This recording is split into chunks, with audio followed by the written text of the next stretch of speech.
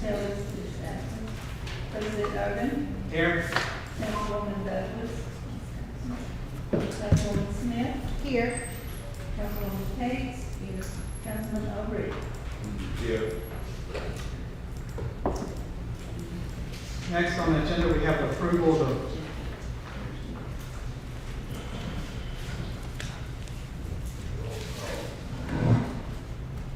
Next, we have on the agenda the approval of the minutes held on September 3rd, 2024. So moved. Okay, all right, I have a motion and a second. Roll call, please. Councilwoman Temple. Aye.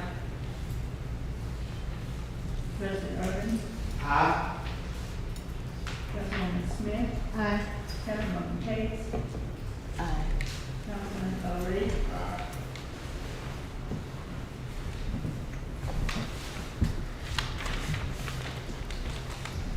Okay, the motion passes.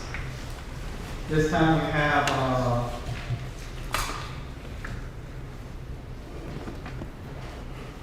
guest speaker. Will Mr. Marvin Austin please come forward? Mr. Austin has come in as a guest speaker. You will have approximately 5 minutes. Marvin Austin, 736, Florence Avenue. Please turn off the mic, sir. Now, real loud. I come before you tonight to the council, citizens of Bogalusa. It's a saying that a true friend is a friend that tells his friend the truth, whether they like it or they don't like it. I am a friend to the city council because I sit where you sit. I'm a friend to this administration because this administration is trying to lead our city forward. I love my city, I love the people of the city. We have some great people here. And wherever you go, you're going to find someone who's not so great. I saw the agenda and what's on there, and I see that you're bringing the issue back on the table. And I'm hoping we get positive results. To show the outside world that Bogalusa is open for business, and we're friends for business. We want them to come bring them dollars and jobs inside the community. But a few days ago, a friend of mine that I'm supporting, the candidate for the city council, brought it to my attention. And I can remember, matter of fact, she bought a gold spanker over 30 years. When I tried to, I made a suggestion that we had a cross-section of this community as an advisory board to the city council and administration. Not really checking the charter. I thought I knew the charter pretty well, but it's in the charter. The council has the duty to name a citizen advisory council because we don't know everything. The people in the community, they actually know what's going on. We need to learn proper protocol. It happened to me when I was on the council. I had no problem with what's trying to be done. But you should have a proper protocol. If it's something in another council's district, before you introduce it, you should go to that council and ask them if it's okay to introduce it. That's the proper way. I'm hoping that this council, along with the administration, work together for the betterment of the community. Like I said before, people all over the nation, and here in Bogalusa, they're looking at us and they're talking about us. Let the talk be good talk. Don't let it be bad talk. That's what I had to share with you. Thank you. Thank you, Mr. Austin.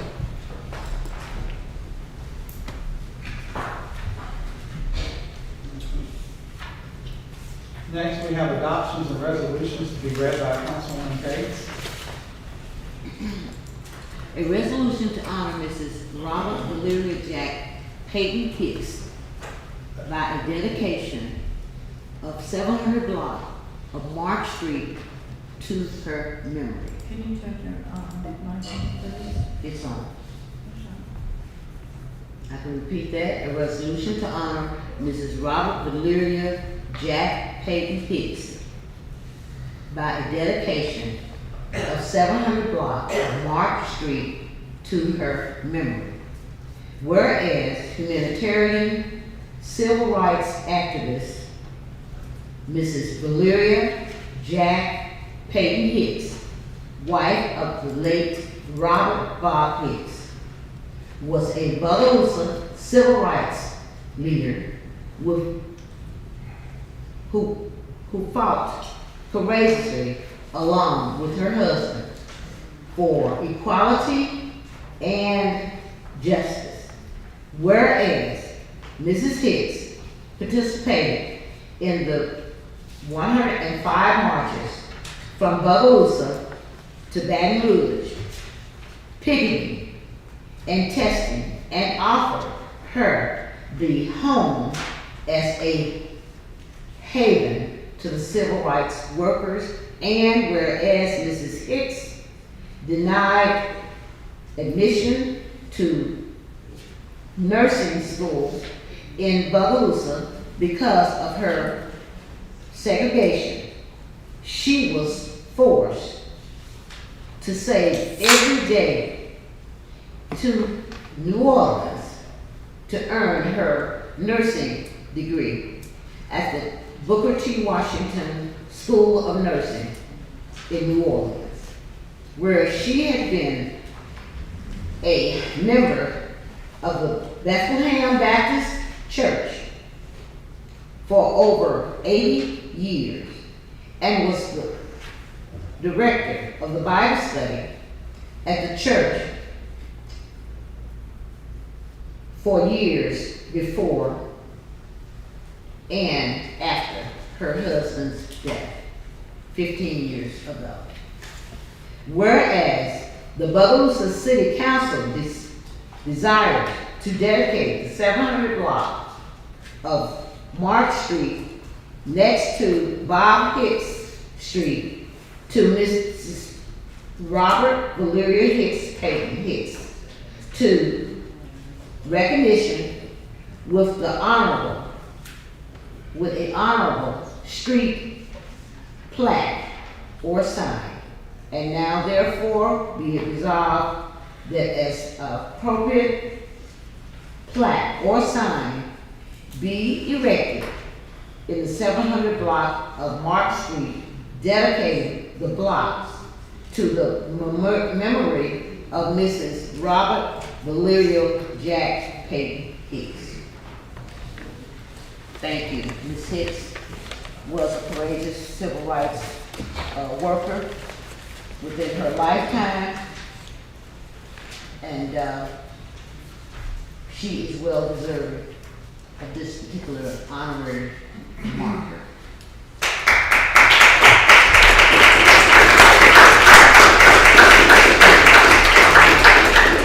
And I believe Mrs. Barbara Hicks. If you go ahead and make a motion, we go ahead and let people speak. So moved. And you'll have a second. Second. All right, now public discussion. If Ms. Hicks would like to come to the microphone.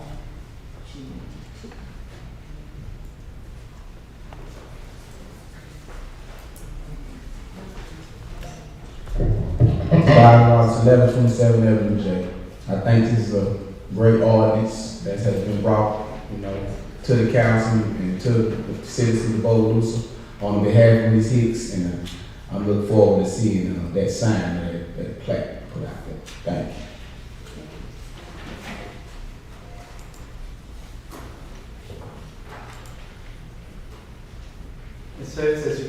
Ms. Hicks, as you approach the microphone, please state your name and address for the record, and you'll have 3 minutes.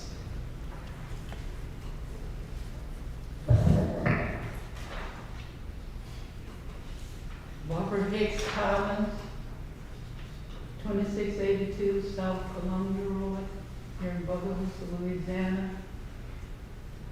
I'm the oldest daughter of Valeria Peyton Hicks and Robert Bob Hicks.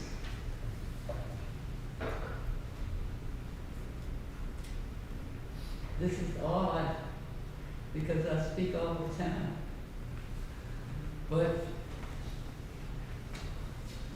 and I'm shaking, and I know what my mom would say. Oh, you know what history, you know what to say, and she's right. My mom was, right with all the civil rights workers that came to Bogalusa. As a matter of fact, our house was the civil rights house, where Cord, Smith, and everybody stayed. Were we in danger? Yes. What did my mom say?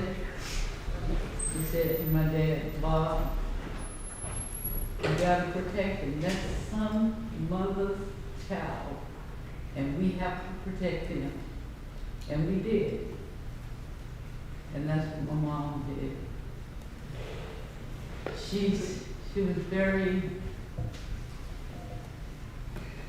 very firm on the idea of young kids and their education. Very much so. And her talk was very simple to them.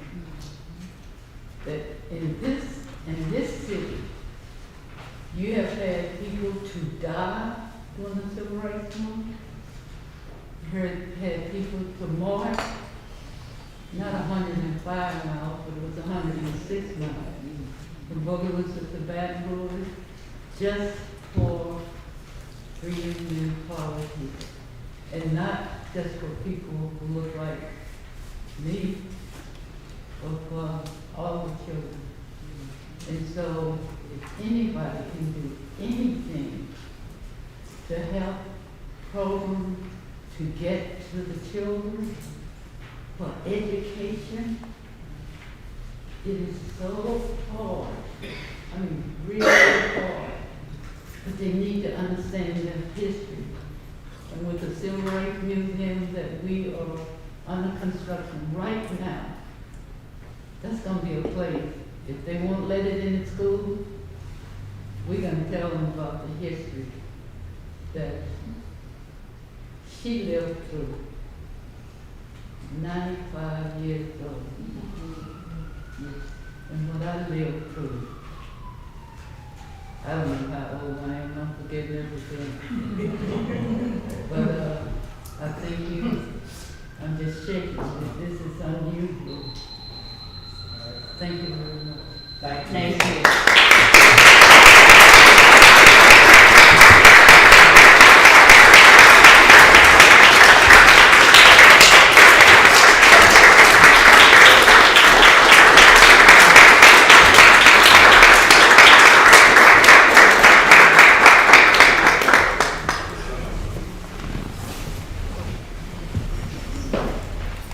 We still have public participation open, and anybody wish to speak, please come to the microphone, state your name and address for the record, and you'll have 3 minutes. Good evening, Mr. Miller.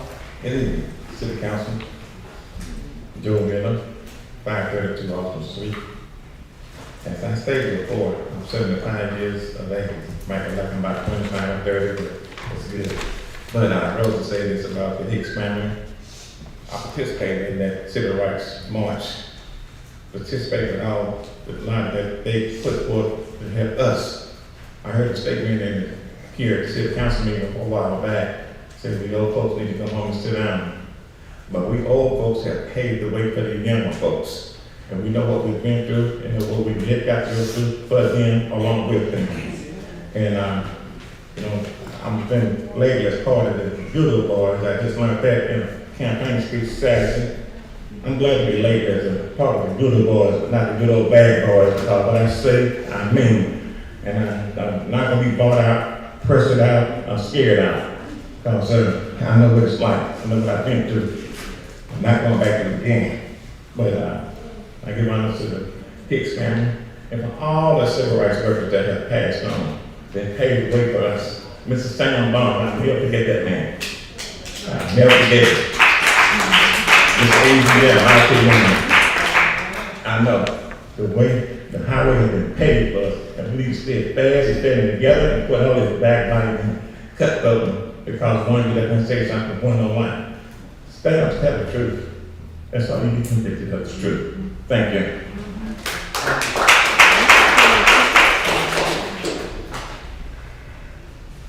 Thank you for 1931 deed with. I think it's a great honor for you all to honor Miss Hicks.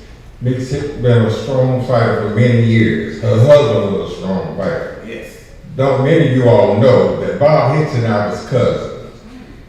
It's just, we come from the Holyfield family. Ivana, the boxer, we believe in fighting. Some of us fight with pencils, some of us fight with fists, but we believe in right. So Ms. Hicks and Mr. Hicks fought for the right, for the betterment of Bogalusa. And I appreciate what they did for Bogalusa. And everybody should get up and recognize them continuously for years to come, because they put their life on the line for you all to have better rights in Bogalusa. Not just one race, all races.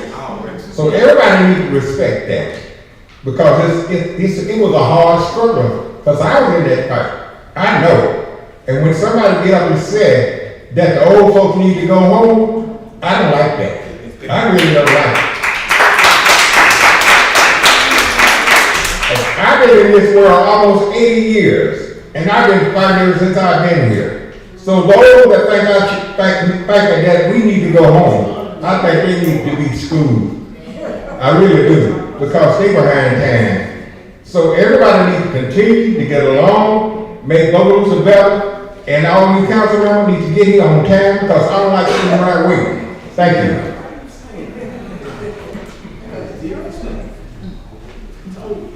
Marvin Austin, 736 Forest Avenue, Bogalusa, Louisiana. You're speaking of a lady, and I think it is a great honor for her to be recognized. You're speaking of a lady, a sweet lady. And, I made 77 October 1st. And I know Ms. Hicks 72 years. I started first grade with about same class.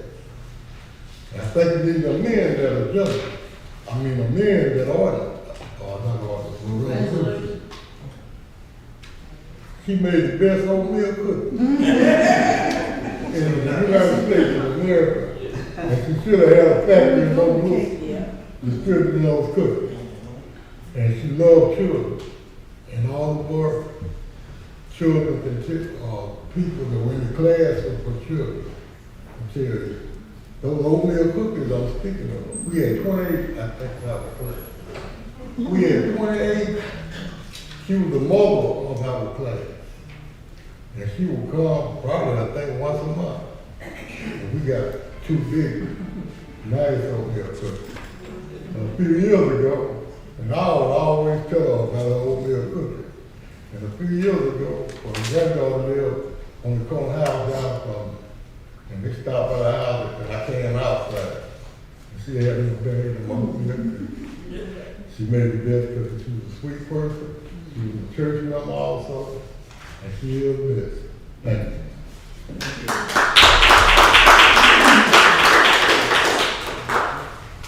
If there be no further public discussion, council discussion. Yes. I would like to tell Ms. Barbara, thank you for all that you do. Thank you for, even when you're tired, you kept on going. Helping your mother, being the wheel to everything that she wanted to do, to everything that she did do. And I just want to say again, thank you for allowing me and my family to be able to go to your home that you were raised in to paint. I just appreciate it, even though it may not be as much, but we were there on those mornings to help paint, move the wood, whatever it is you needed us to do as volunteers, we were able to do it because of your family, your mother and your father, you, your siblings.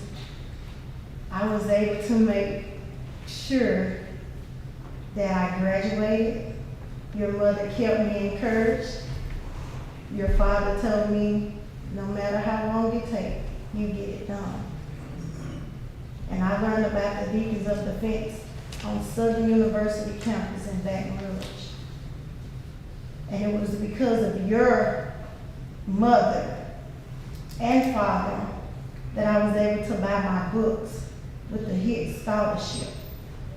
It was those words of encouragement when she told me, Tamira, you may start out with a lot of people, but you're gonna end up in the race by yourself. You continue to go on. No matter what anybody say, Tamira, you keep pressing on. I'm gonna miss the pictures. We already missed Bible study. Faithful member, a warrior. Even you as a kid, the stories that you would stand before us and tell, it took strength, courage, and knowledge, not just to help African Americans, but to help everyone. And I commend you for a job well done. And it doesn't matter wherever Ms. Gloria Kate sit or any district, she would not want anybody to introduce her or her husband's name or legacy no other than Ms. Gloria Kate. So Ms. Gloria, I thank you for the hours that you put in to help Ms. Barbara, to help Ms. Hicks get everything that's being done thus far, and that y'all will continue to strive. And it's my privilege to sit as your councilwoman, as your church member, and as your little girl. I may not leave the legacy that you and your family has left, but I'm glad to live through it. And thank you so much for everything. Any other council comments? If I may, Ms. Barbara Hicks, Bob, thank you for this opportunity. Mother Hicks was very kind to me. As someone had mentioned, she was a very kind person. Anytime I would call and have those late night talks with her, or daytime talks with her, she always had time to me. Most people will call folks as myself, come here, not Mother Hicks. She was always a kind person. From the time when we marched to the house, the Hicks house, it was so encouraging just to be included. I know you know that my family, the Case family, was very, very loved by Mother Hicks, and they loved her as well. I thought we could keep her with us forever, but we couldn't keep her with us forever. She I believe she's still watching over us to do the right thing.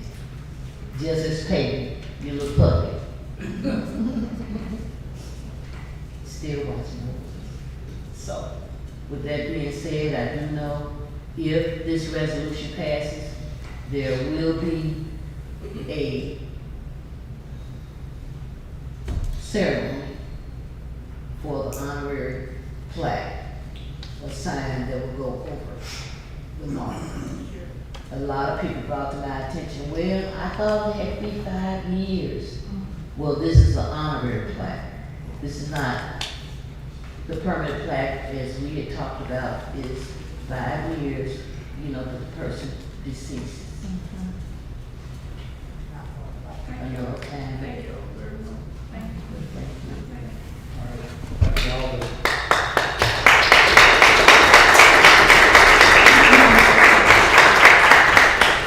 That'll be all the council comments, and I ask for roll call, Secretary Board. Councilwoman Temple. Aye. President Irvin. Aye. Councilwoman Smith. Aye. Councilwoman Kate. Aye. Councilman Overy. All right. All right, the resolution did pass. Next, we have a introduction of ordinances. This will be read by Councilwoman Cates the first. introduction only.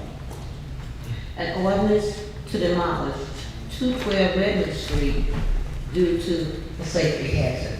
And this will be discussed at our next council meeting. We did have an emergency ordinance presented for this address, and now it's back as a actual ordinance.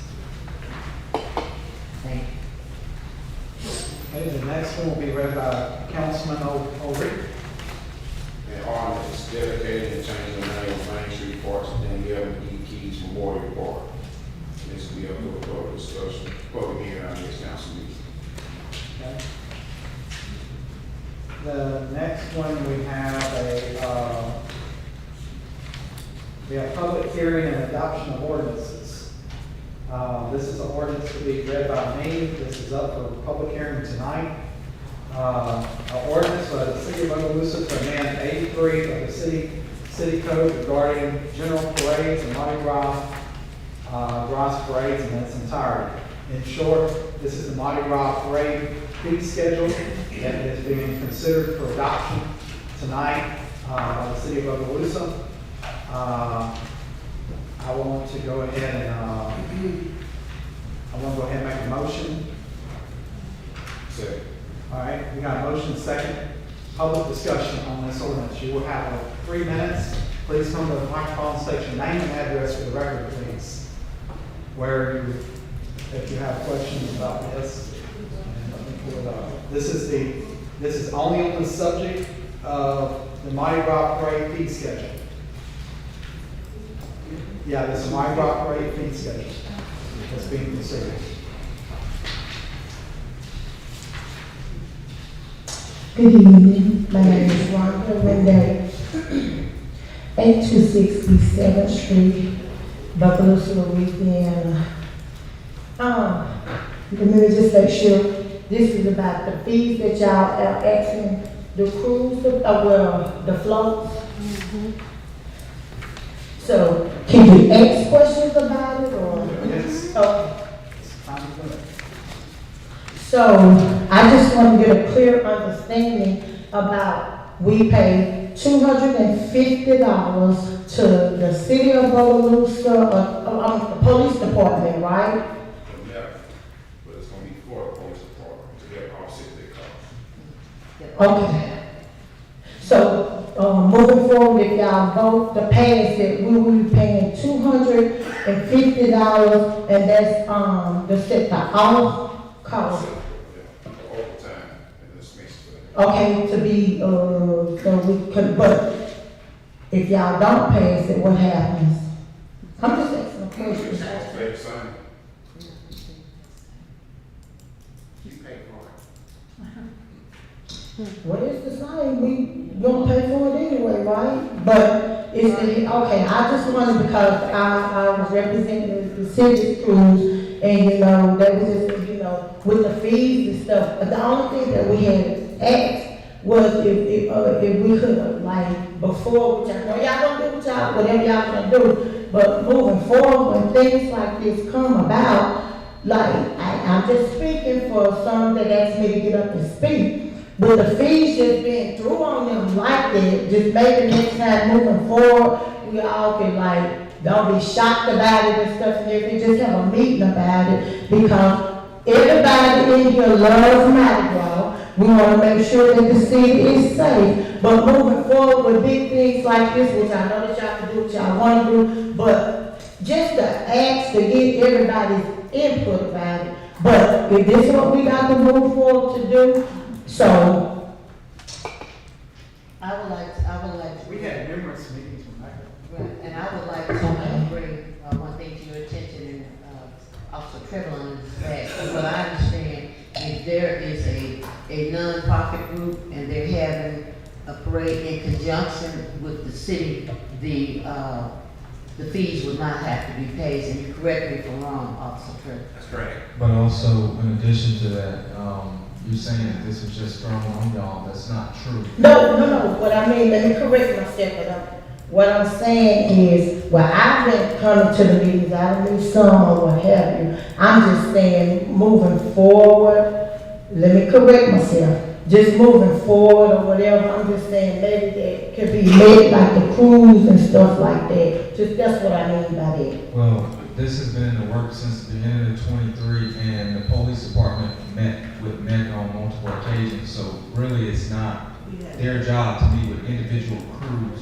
We're meeting with the overall organization, but I do get what you're saying, Yeah. but I just want to clarify, this is not like a last. Oh, okay, and so they been meeting with Mecca. Okay, so Mecca, so we are part of Mecca's parade, I guess so. Well, let me shut my mouth. Y'all have a good evening. Thank you.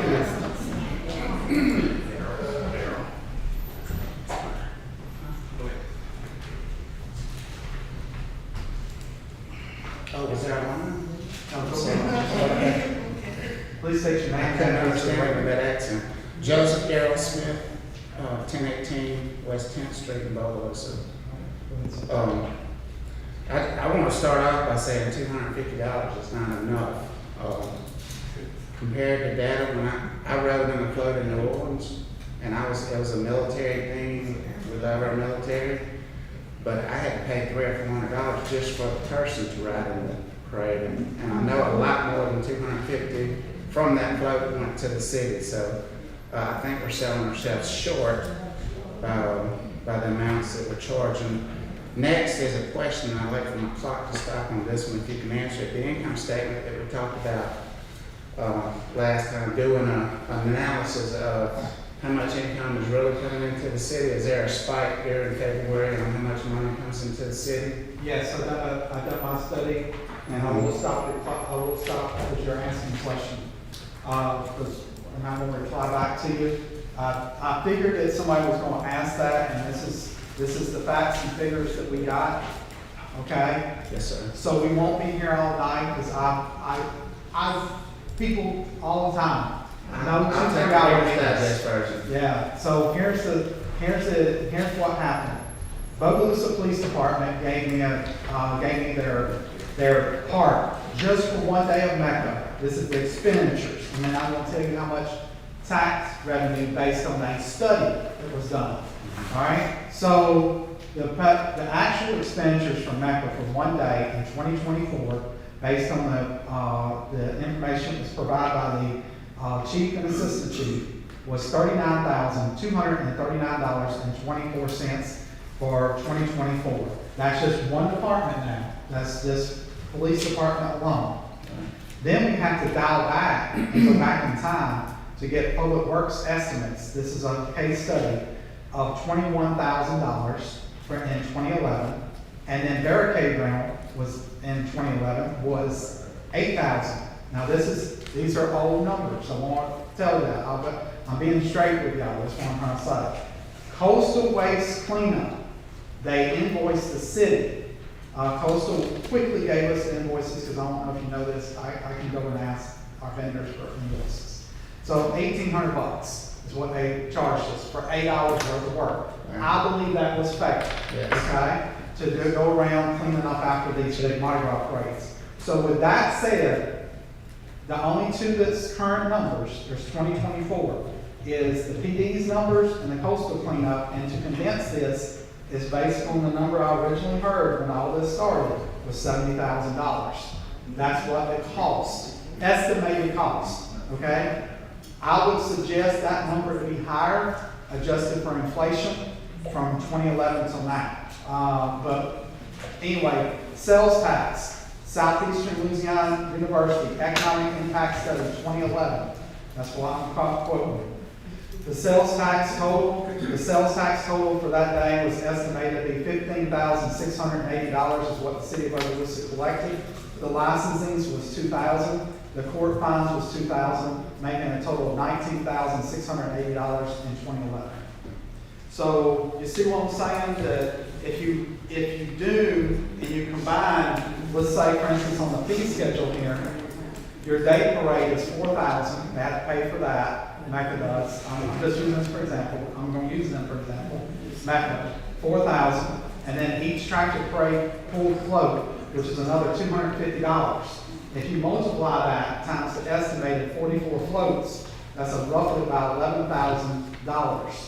Okay, So you add those two together, you get 11,000 plus your 4,000, we're up to 15,000. So if a few queens want to ride in this, that's another $300-400, you know, per car.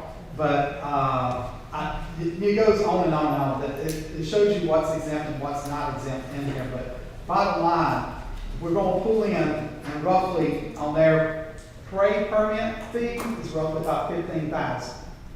So what's everybody's getting confused about is there are civic organizations and other nonprofits that ride with Mecca, and they're going to pay Mecca the fee, and then Mecca's going to turn around and pay our city. And if there's another nighttime parade, they're going to have to pay the $8,000. And God help them, the insurance alone in this is astronomical at night.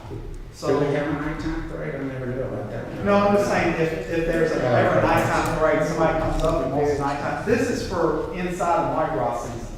Inside of Mardi Gras season, because we're losing money on this, and this is the only reason why it's being even considered, because we're losing and we got to make up a gap in these budgets. That's what I'm trying to say. The police department alone is losing $40,000. And I don't think anybody, if you want to start the clock again, I don't think anybody's right now could argue that. Yeah. That it makes sense to do what New Orleans and other cities do. We would be the only one that doesn't charge those kind of charges. I know it's not what we've done in the past, but we're moving forward and making Bogalusa better. So I really don't have to get into the other stuff, I don't think, but I will, since I got the mic here. A lot of this is still a pretty exclusive event. When you look on Facebook, or if you drive down past the VA home on Friday night, you can see this a pretty exclusive event. I've never been invited to any of this kind of stuff, so I think it's exclusive in nature, and that don't support the Bogalusa way of thinking. So I think these fees can help.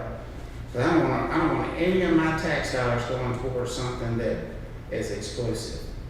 And then my Christian values. You know, the scripture says, "Don't put any other god before me," and yet we're out there with Zeus and all these pagan gods, and it just goes against my Christian values, along with the drinking and the key parties and all the stuff that goes along with making. So I'm hopeful that when you council people vote, you're going to be thinking about the people. When you vote, if you vote against this, then you're taking money out of these city workers who can't afford to buy food. You're voting against that. So think about who you're trying to support here. Yeah, you're taking money out of their pocket. For every dollar we have to spend out of our tax base, that's taking money away from our city employees and our poor city to put it in the hands of the elite. Thank you. Okay, anybody wish to, okay. I think if y'all let me talk, I might can answer 90% of the questions. All right, we're That's what going I was trying to do. That's all right. So just real brief, I know everybody's pressed for time. Name and address. Troy Turbalon, 111 Memphis Street. I ain't gonna put you on the clock too. Put me on the clock. We've been working on this ordinance for roughly 2 years. It's been a long process. We did our homework. We've got samples from other cities. I agree with some of what Darryl said, that the fees maybe do seem a little low, but we had to have somewhere to start. Just the police department alone is around $40,000 a year in overtime.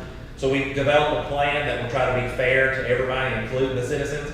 And I want to stress, because a lot of focus keeps getting put on Mecca, but this ordinance is for the entire city, for every event, not just Mecca. It includes any parade or function, if you read the whole ordinance, that happens on the city streets, to try to cover and offset the cost for police and public works. It's a very costly endeavor just to have a parade. So that was just some of the things I touched on. For clarity, I did contact all the major components involved. I spoke with Mecca, I spoke with MUSA, I spoke with American Legion Home, and a few other people that do have the bigger events in now. It was impossible to talk to everyone, and nor could I remember all of them. So does the council have any questions for me, or? Folks, it's been spending your time.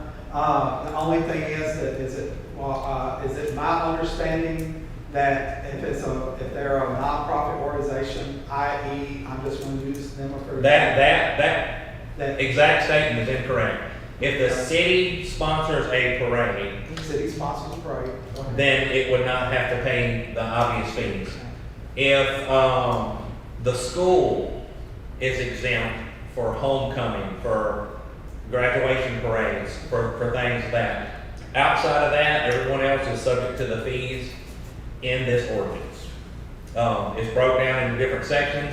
Obviously, Mardi Gras, that time of year, is a bigger season, so it calls for more personnel, so those fees are higher. Outside of that, if you look in there, the fees are a lot lower and more affordable for, say, if an organization wants to have an Easter parade, they would be subject to the fees in here, which is significantly lower than the Mardi Gras season fees. Any council questions? All right, if there be no more council, any more public discussion, we're gonna allow. They said he was gonna take care of it, Well, but they asked me to speak, so I need to say Hang something. around for it. Ellen Porter, 1406 Hickory Avenue. We've been rolling for 32 years with Mac. And we really just go to Bill Key and pay our money and don't know where the money really going, you know. So I've learned something. You said the mega money that we pay to them, it goes to the city, not to Mecca. Right. Okay. It's a flow through. Okay. Whatever's on this sheet is considered flow through. Now, what fees Mecca charges y'all, that's a different story. You have to be a member or whatever. And I heard what you That's said about not- the tractor drivers. We used to pay the tractor drivers $150 to pull. They $400 now, they're not $250. So I don't know where that came from. So, you know, so we are spending a good bit of money every year. Right. Yeah. But I had to come in and see it, they told me to say something else, I'm gonna say it. They wanna know if I can present to y'all $150 instead of $250. Hang on. I want to spend your time. So we'll be clear on the tractor pool floats. That is a fee from the city of Bogalusa, $250 on top of whatever you're paying your tractor guy. So they have to pay you all, that they're paying from us? No. You have to, each organization that's inside of that, we're just gonna use Mecca for example, okay? Would have to, each float that's being pulled by a tractor is gonna be charged $250. Now, is that gonna be extra? Yes. Yes. So it's gonna be $650? That's right. So what you're paying your tractor driver, if you're paying him or her $400 and $400, then you also go on, that particular group will have to pay the $252. So a total of $650. I'm just using that for example. I know you don't. This is a fee being collected by the city to get, hey, So, let me get this straight, because I'm trying to understand. I take care of all I'm trying to that. answer questions. It's a fee to close the gap in a budget that has been running a deficit for many years. It was proven to the Bogalusa City Council, all of its members. The police department went and got facts and figures, showed us in black and white, and we have a $39,000 shortfall in their budget. It is up to the council, regardless, when it's showed to us in black and white, expenditures and income, how much we got coming in and out and stuff like that, that we have to take some kind of action. That's what I'm trying to say. I'm not telling them how they're going to be thinking or voting. I'm just saying yes, I will tell you something that it was explained to me. I'll make it explain, Miss Ellen, how many people are in your group? About 8. So.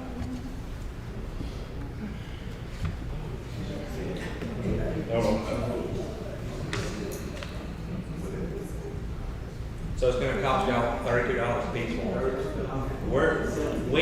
So what a lot of people need to understand is, we don't control Mecca's fees. That's something different. Whatever you're paying them, that's between you and Mecca. In addition to what you're already paying them, it's gonna cost $250 more to enter the float. Mecca's gonna collect the fees, they're gonna pay the city, and they're gonna pull the permit, and your name will be listed on the thing. What's the name of your group? They'll be listed on there, and if you have 8 members, that would, according to my math, it would cost you guys about $32 a piece more to run. If there's 10 members, it's 25 apiece. If there's 20 members, it's 12.50. Okay, so when we go to ability for the insurance and make a, Won't- we pay that extra. Yeah, won't have nothing, no. Whenever you pay your fees to NACA, you would pay them the additional $250. And when they get the permit from us, we will calculate how many floats they have, plus the permit fee, and collect the money from the money. Okay, gotcha. Thank you. All right. Thank you, Ms. Carter. Anyone else has questions about this, please come to the microphone, state your name and address for the record. All right, good afternoon, Ms. Kelly. Please state your name and address for the record. Lee Kelly, 48239 Norman McKinnon Road, Franklinton. Yes, ma'am. So at the last meeting, I offered a suggestion because we couldn't talk about the ordinance that we're talking about right now. So it's good to see that there's a boilerplate for the real expenses, but I'm going to have to echo what Mr. Smith said. I don't think it's accurate. And so maybe this is the year where Public Works could pay a little bit of attention to like the overburdening of the sewer during these parades and things like that, because they're all expensed back to the city and it's all taxpayer money, which could probably be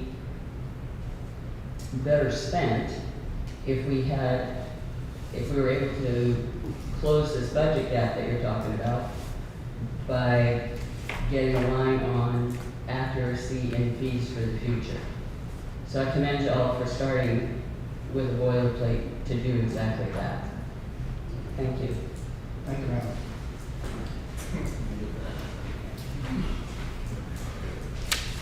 Tobias Roberts, 1127 Avenue J. I think the fees that the city asking for to offset the budget is not a lot. We have a good time during Mardi Gras in Bogalusa, and the city do get trashed during Mardi Gras in Bogalusa, and somebody has to clean that up. There's a lot of cleanup that goes on that nobody don't want to do. So I think it's reasonable. You know, like you said, that Ms. Ellington float, they paying $32 extra a piece. I know what they spend on these throws, and they spending some money on these throws.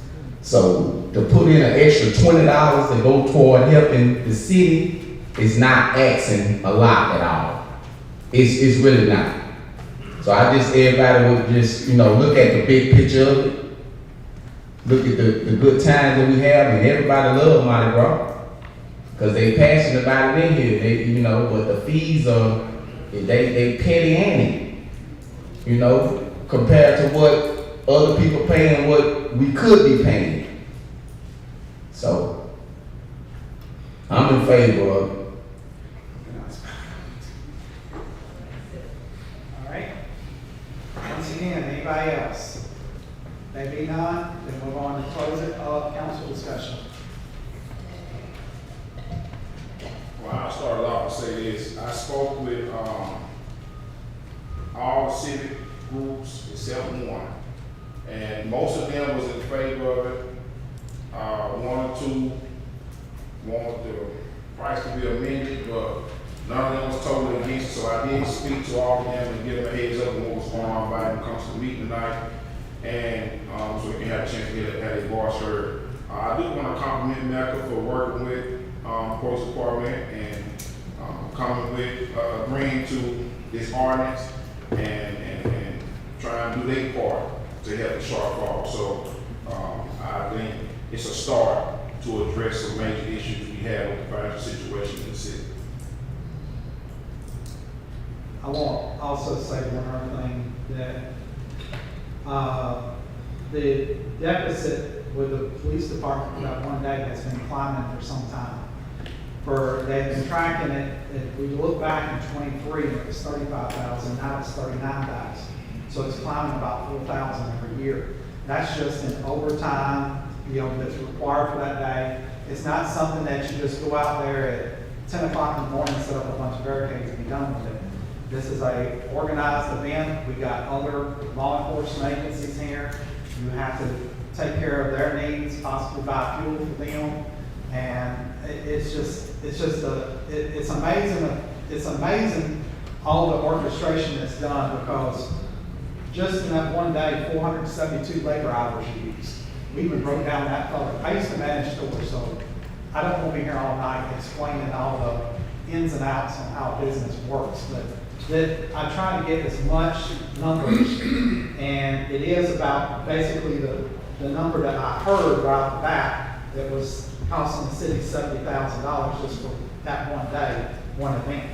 So, but I'm just trying to figure out, you know, because we work closely. I work personally, I do voluntary work and trying to get tourism to the parish, and I can tell you that, you know, Lieutenant Nungesser, he wants these things to happen because they won't spend money, buy food. He's big into the restaurants right now. So we want people here to more and more spend money, but however, we do have to close the gap. And the police department was forthcoming with us on all their financials. And we applaud them for that, but the city council does, because we had numerous meetings. This has been well looked into. It's not something we just throw together at the last minute.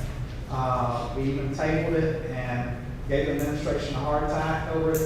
And now we're here tonight. This is the finale. So we're here to discuss that. Anyway, Councilman Hicks. I would like to say that, in meeting with the police department and meeting with, Mr. Cook with Metro, we came to a meeting of the minds. At one point I thought that you know, some were kind of backlashing on one end and not being agreeable, but it finally came together where all parties agreed upon. As mentioned many times tonight, police department was losing funds in their overtime. So we need those funds to, if all possible, to come back through and filtrate through the city for the many needs that, you know, that we have after finance meeting today. Learn the many needs that we have today. Really came to home today, so I think it's maybe a good thing. All right, there being no further council discussion at this time, I ask Secretary Ford to do roll call, please. Councilwoman Temples? Aye. President Irvin? Aye. Councilwoman Smith? Nay. Councilwoman Cates? Aye. Councilman Overy? Aye. A motion did pass 4-1. Thank you, council. All right, we move on to, at this time, we move on to an ordinance that we publicly discussed tonight by Councilman Cates. Oh, wait a second, before we move on, I'm sorry, there's one thing we have to do. There is a amendment we do have to do to the parade ordinance. This is where, and let me explain to y'all where this is at. So we do, there's a change in the language. And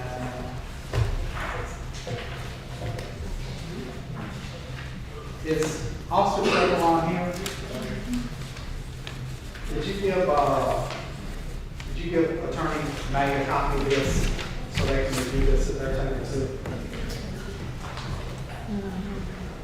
I want to make sure everybody's on board. You explain that to me. Give me just a second. The police department brought us an amendment to this. They had to change the language in it. You might also want, I'm going to read it of what changed, and this is on page One. Should be the first page hang on. of the ordinance itself. Let's flip to the ordinance page. All right, this is going to be on the first page of y'all's agenda. It's under article number, where it says article number 83, 9-924. This is what, the language that we were asked to add is after where it says,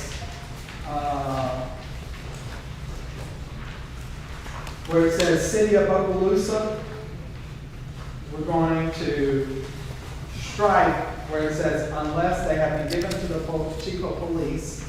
We're going to strike that in this particular copy. And the new one shall read the following. On any public street, highway, or thoroughfare, unless they have given the chief of police a minimum of 72 hours notice, but no more than 90 days notice of such parade, demonstration, procession, or march. Once again, the amendment shall read the following.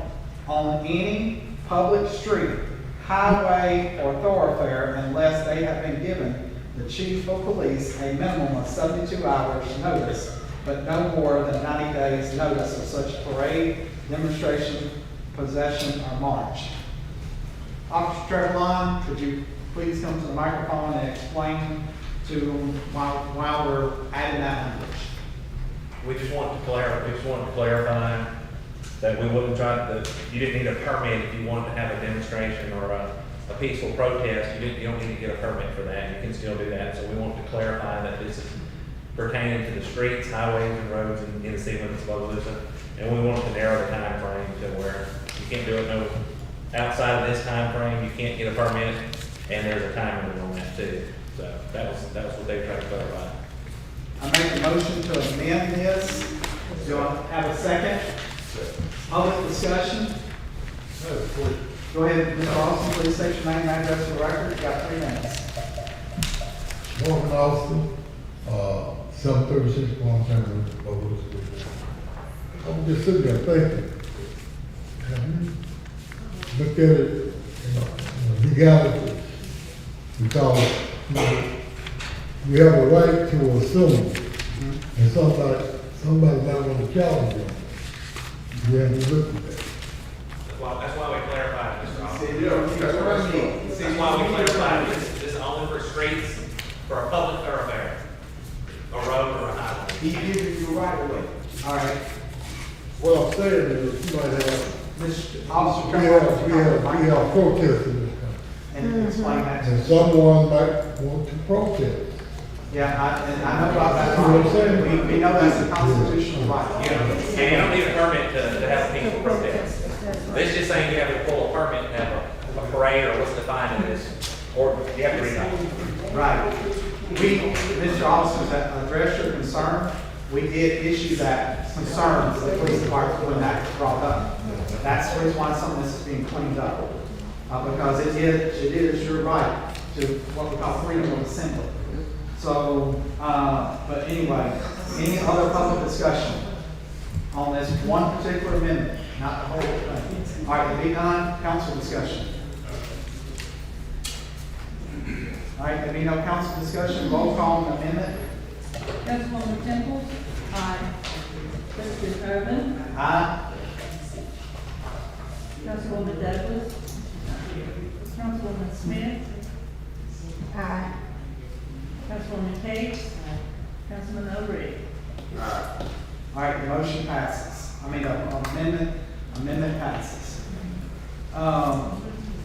Next, we're gonna go back to the thing. The next ordinance we got to read is by Councilwoman Hicks. Go ahead, Councilwoman Hicks. An ordinance upon review of the American Rescue Plan dated September 17th, but point of order was September 21st, 2024, authorizing the mayor of the city of Bogalusa to execute an agreement for professional services from Retail Strategies, LLC, to provide certain professional consulting services regarding retail, academy, and related activities. Be it ordained, the city council does hereby, upon review, of the American Rescue Plan, dated once again 21st, authorizing the mayor of the city of Bogalusa, Louisiana, to execute this agreement. This agreement with retail strategy was brought to the council a couple of weeks ago, and we had our meetings, our economic development meetings in reference to retail strategy, and then retail strategy, a couple of directors came to our council meeting to expound on the benefits of retail strategy. Now, retail strategy will be an educational period for our citizens to bring in businesses, several type businesses. I did text them this week to see if they could possibly come and give additional, if there was any additional questions on retail strategies. Point being, for this particular academy to come in and this particular education and their fees, which is $25,000. And I did send to most of the council mates that this particular company was under the ARBA fund. They were deemed to be, these funds could come out of ARBA funds, which at this point, I believe we have a little over 800,000 in ARBA funds that is left. What I've been faced with, especially today, after our finance meeting, is other issues that we may have into the city. In particular, our pumps. I did get a report from Mr. Pastor. He was on the phone with us today during our finance meeting in reference to our pumps and pump screws. And then also an issue with our fire stations closing. There have been, it's been shared that they were within overtime, but I believe I did get that cleared up with the numbers from what Mr. Bailey had given me about the fire department and the fire stations closing. So, with that being said, I think this is a great program for us to get involved. It's a great program to bring businesses here. And I do want to say, in addition to that there was a question posed last time about our commercial coatings. And I did speak with the parish inspector as well as the fire marshals on that. And I did get the information about the international existing building codes, section 101.2, and it talks about providing the international existing building code shall apply to repair, alterations, change of occupying addition to and relocation of the existing buildings. In other words, there was concern, as I said, about the coding. The question was posed, what if an individual moves into these buildings and how would they be coded, or how would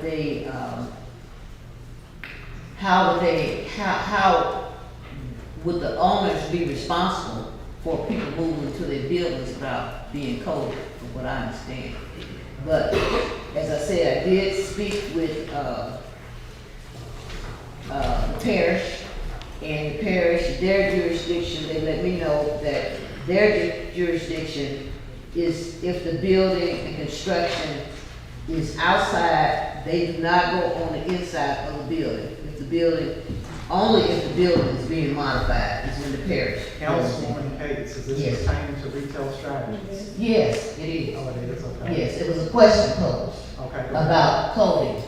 Yes. Go ahead. Okay, and if an individual were to rent that building, you know, would the owner be responsible for the coding and keeping that person, you know, up to date on that? Yes, that was posed. The water is, the parish indicated only water and sewage code, is the issue. And if the water and sewage is visible on the outside.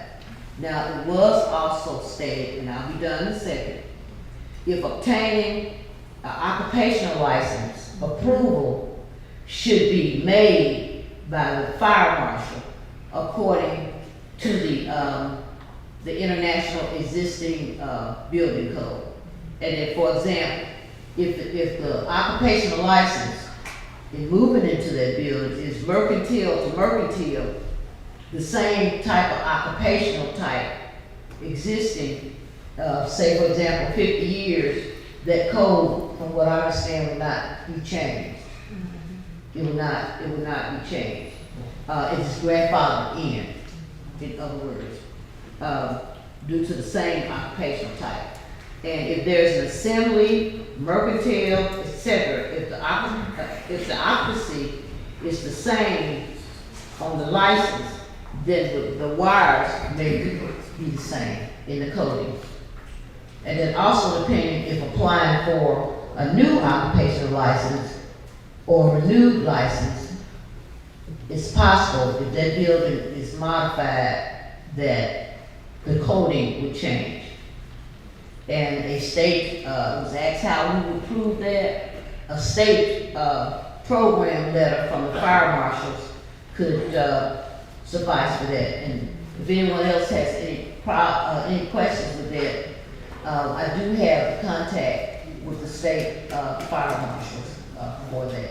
But first, do we have a motion? I'm done with my interview. No, do we have a motion? For this retail strategy ordinance? This is, In order for the public to discuss it. right, this is what I recommend with retail strategies, based on what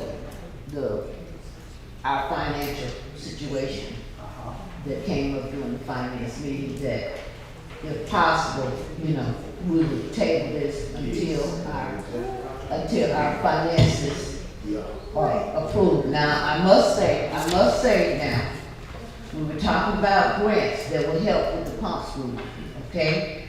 I did speak with PEC. I spoke with Congresswoman Mizell, Division of Administration, DEQ, the legislative auditors, and I do plan to speak with the National Guard to see if we can find additional funding for our pump schools. Ms. Cage, you've already approved, Attorney Wolf going out. You've already approved Attorney. I'm sorry.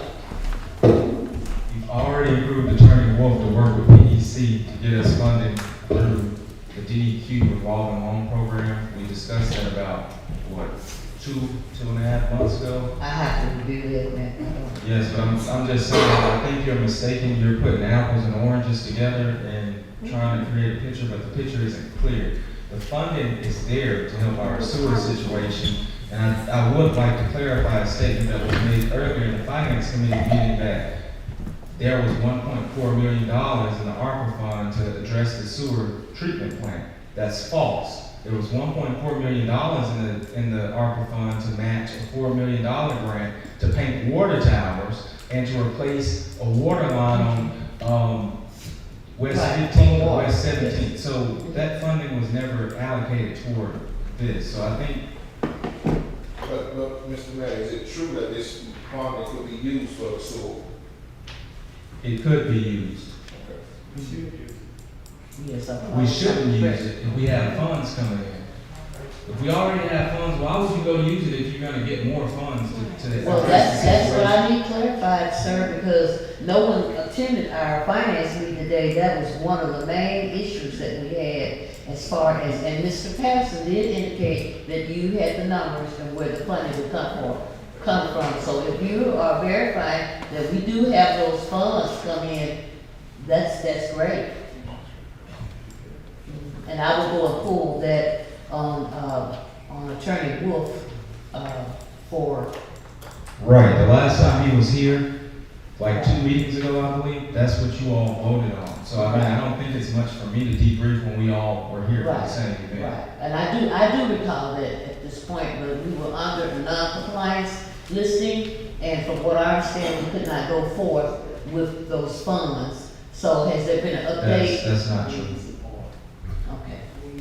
I do have a text, email from Mr. Auditor that he could not go forward. So if you're saying that you're verifying that Attorney Wolf can go forward with that loan from the bond commission, that's what you're referring to, correct? Correct. Okay. Okay. Question? Well, okay. Okay, if, I do make a motion, the mayor has verified that we do have those funds in place, and Attorney Wolf can be, can retain those funds from the bond commission, which I would have to get with the legislative auditors, which I'm telling you absolutely something different. But with that being said, I do make a motion to go forward with retail strategy. The mayor is verifying we have that money. Why should we go back and get it? Say we don't have the money, we do have the money. So thank you for that, mayor, for verifying that. Yes, ma'am, and in addition to that, I'd just like to re-clarify, there are things that you can get money for, and there are things that you can't. The state isn't gonna fund most recreational opportunities, most economic development. At least they're not gonna give us money for retail strategies, but they will help us out with critical infrastructure such as water and sewer, which they have in the past. So again, I believe that we don't need to confuse apples and oranges here. We need to move forward because Dirt Cheap has just announced that they're closing, which is all across the country, not, well, at least in the southeast region, not just here, because I've been seeing a lot of things saying, oh, another business is leaving because of the mayor. I'm trying to bring business here. And if we keep sitting here and not doing anything, you're gonna have a whole shopping plaza with nothing in it. And I don't think any of us want that in the center of our city. Oh, absolutely not. But as I said, Mayor, thank you for verifying that we do have those funds. Because I was, not aware, especially after the finance meeting happened. Yeah, I mean, I do understand that, but, we just do anything, we're gonna have some major sewer problems as well. That's a major concern for us as well. So, Hang on. that's my main concern, is that we have money to use it for that, and we're banking on borrowing money that we have no guarantee we're gonna get, and we hoping we're gonna get it. But the truth is, we have no guarantee we're gonna get that money. So we do have a nice little egg in our hand we can use to address these sewers. So I'm sick of people sending me videos and asking me to come look at this sewer and all these different issues that are breaking out across our city. So I just feel that we can address them. I mean, sewer is real. It's a real issue, and I just wish we can use the product to address that. And let me say one thing. The mayor's correct. It's not the fault of Dirt Cheap closing. Dirt Cheap is in serious trouble. I used to work for the original Hudson family, if you already remember Hudson South Stores. I worked for them. They haven't been in play. They haven't owned it in years, probably since 2010. And the company is bankrupt. They're closing. They're closing even the Franklin store. So it's no more the Bogalusa versus Franklin. And Walgreens announced today they're closing 1,200 stores. Not our store. So we're moving forward because let's get back on course here. I'm going to open up the subject of retail strategies to the public. You will have y'all got a motion and second already. And now, Mr. Austin, please state your name and address for the record, sir. Morgan Austin, 36 Montana. I'm beseeching this city council to pass and give the authority to the mayor to use these funds to bring business and build our tax base up in this community. We need to know our roles. The people voted for the administration, and the people voted for you all. They voted for you all to be the voice of the people. They voted for the mayor to administer the business of this city. I'm asking you to listen to the people. People, they don't want, he's trying to bring business into the community. And people saying they want him. You don't turn the TJ Maxx away. You don't turn the Chick-fil-A away. You know, without a vision of people there. I drive down, when I go to St. Sharon, I drive down to 436 and I turn off. See a lot of forest there, but that's not what I see. I see what's going to be there. We are going to have to have that mindset. This is coming, and we need to embrace it. Please pass this. Thank you.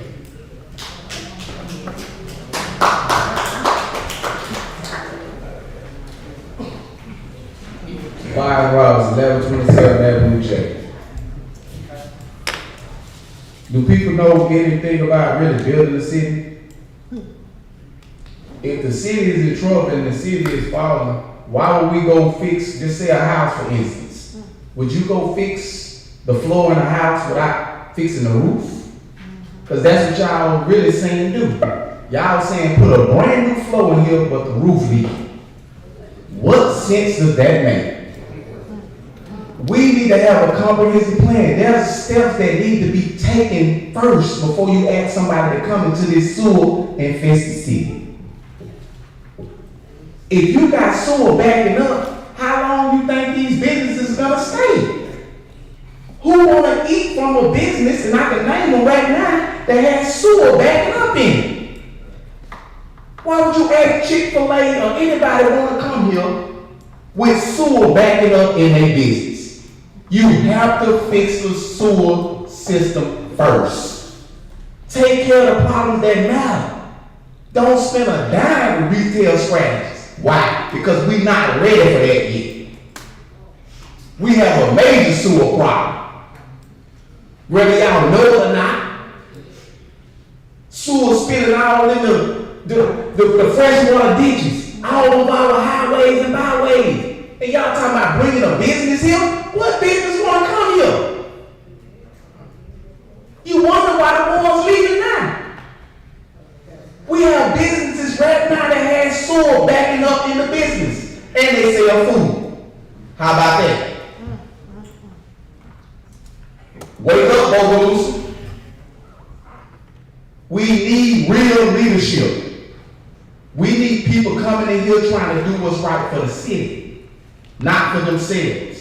And like I said, yeah, our old politicians, they need to stay home because they out of touch.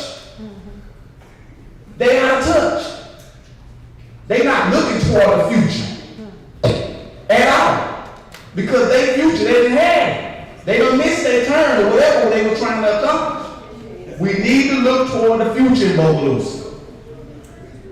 And they ain't the future. Thank you. Thank you, Mr. Roberts.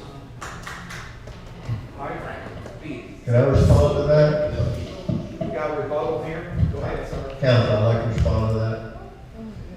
Look, first off, we have, again, I went through this the last council meeting with some of this rhetoric that's not, I'm trying to respond to you, sir. Some of this rhetoric that was not true. You don't have to sugarcoat it up. If you said if somebody responds to something, then I can talk. You let her stay up here last week for 15 minutes. I know, but Mr. Roberts, please. Please, thank you. Go ahead. Councilman, I would just like to respond that we don't have sewer backing up. We know we have problems with our sewer system. The mayor's working on grants, he's got approved grants, but we don't have like I told you last time, DEQ would be sitting right there if it was as bad as he says. We've had incidences, we've repaired them, and $25,000 for retail strategies that's gonna make the city better. 5 pumps we have 61 lift stations. 5 pumps cost $25,000. 5 small pumps. So it's a scratch on a car. It's like, we know we need an engine for the car, but $25,000 won't buy it. So please pass this. We are addressing and will do wonders with the sewer system. Okay. Now back to public discussion. Thank you, sir. Thank you. Second Carol, 1931 deed with. Bogalusa have more problems than just sewage problems. Bogalusa have many problems. This mayor is trying, and his group is trying to straighten this out. Only thing we need people to stop trying to slander him, say he's not doing his job. Everybody trying to do a job. So the ones that are trying to talk against what's going on, they need to get on board and try to help fix the problem. Because the problem is, and they just get here with this administration, the problem been here many years. And another thing, we say you need money. Are anybody doing anything to go after the previous administration about all that money they took out and gave away? That's the first one you need to be talking about. Because if that was this mayor took that money, you'll be talking about it. So why I don't hear you all talking about the previous administration taking all this over $400,000 distributed?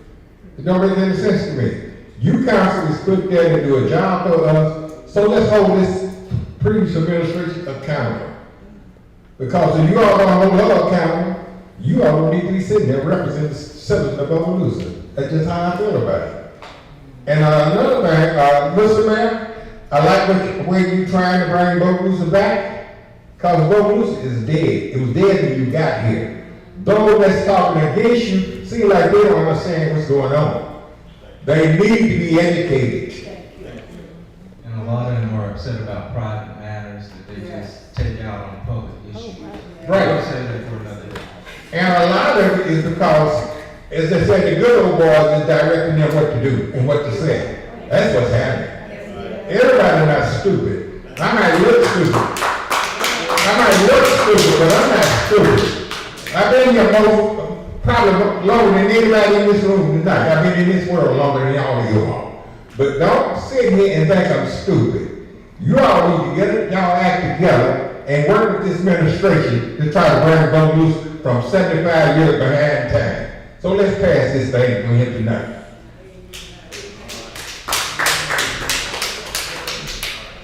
Mr. President, police station, name and address for the record, sir. Richard Brewster, 1932 Hicks Street in Bogalusa. Appreciate what the young man just got through saying. Yeah, I'm gonna try to make it personal for myself and try to do it quick. Number one, if you got the money, man, I don't know if you changed your mind, because when you had a meeting over there, it was a finance meeting or something of it, and you mentioned something about the sewer was the most important thing on the agenda to get the sewer fixed. And you said those words. I don't need nobody to tell me what you said it. You said that. And I agree with you. A lot of people don't know nothing about them screws back there. Now, I said I was gonna make it personal. I lived in 1932 doing it. And if my sewer is stopped up, like your booty hole is stopped up, I know you might like that hanging, because when your booty hole is stopped up, everything stops up. Now, if I was going, my wife said she wants to bring new furniture all through the house, and my sewer is collapsed, I ain't gonna put another piece of furniture in the house till I fix the sewer. Because it stopped up. Ain't nothing coming out. Now, I hear what you said, Mr. Patterson, that you have some pumps. That's good. But while we have the money, we don't know what, I'm like Mr. O'Reilly, I don't know what these other people, if they're going to do something, let them do something on the other end. Let us go and do what we can do so we can get our sewer fixed. That's very important. I know we need business to come here. I understand that. But if y'all keep on fooling around, I'm like the young man said, y'all can just laugh at it, whatever.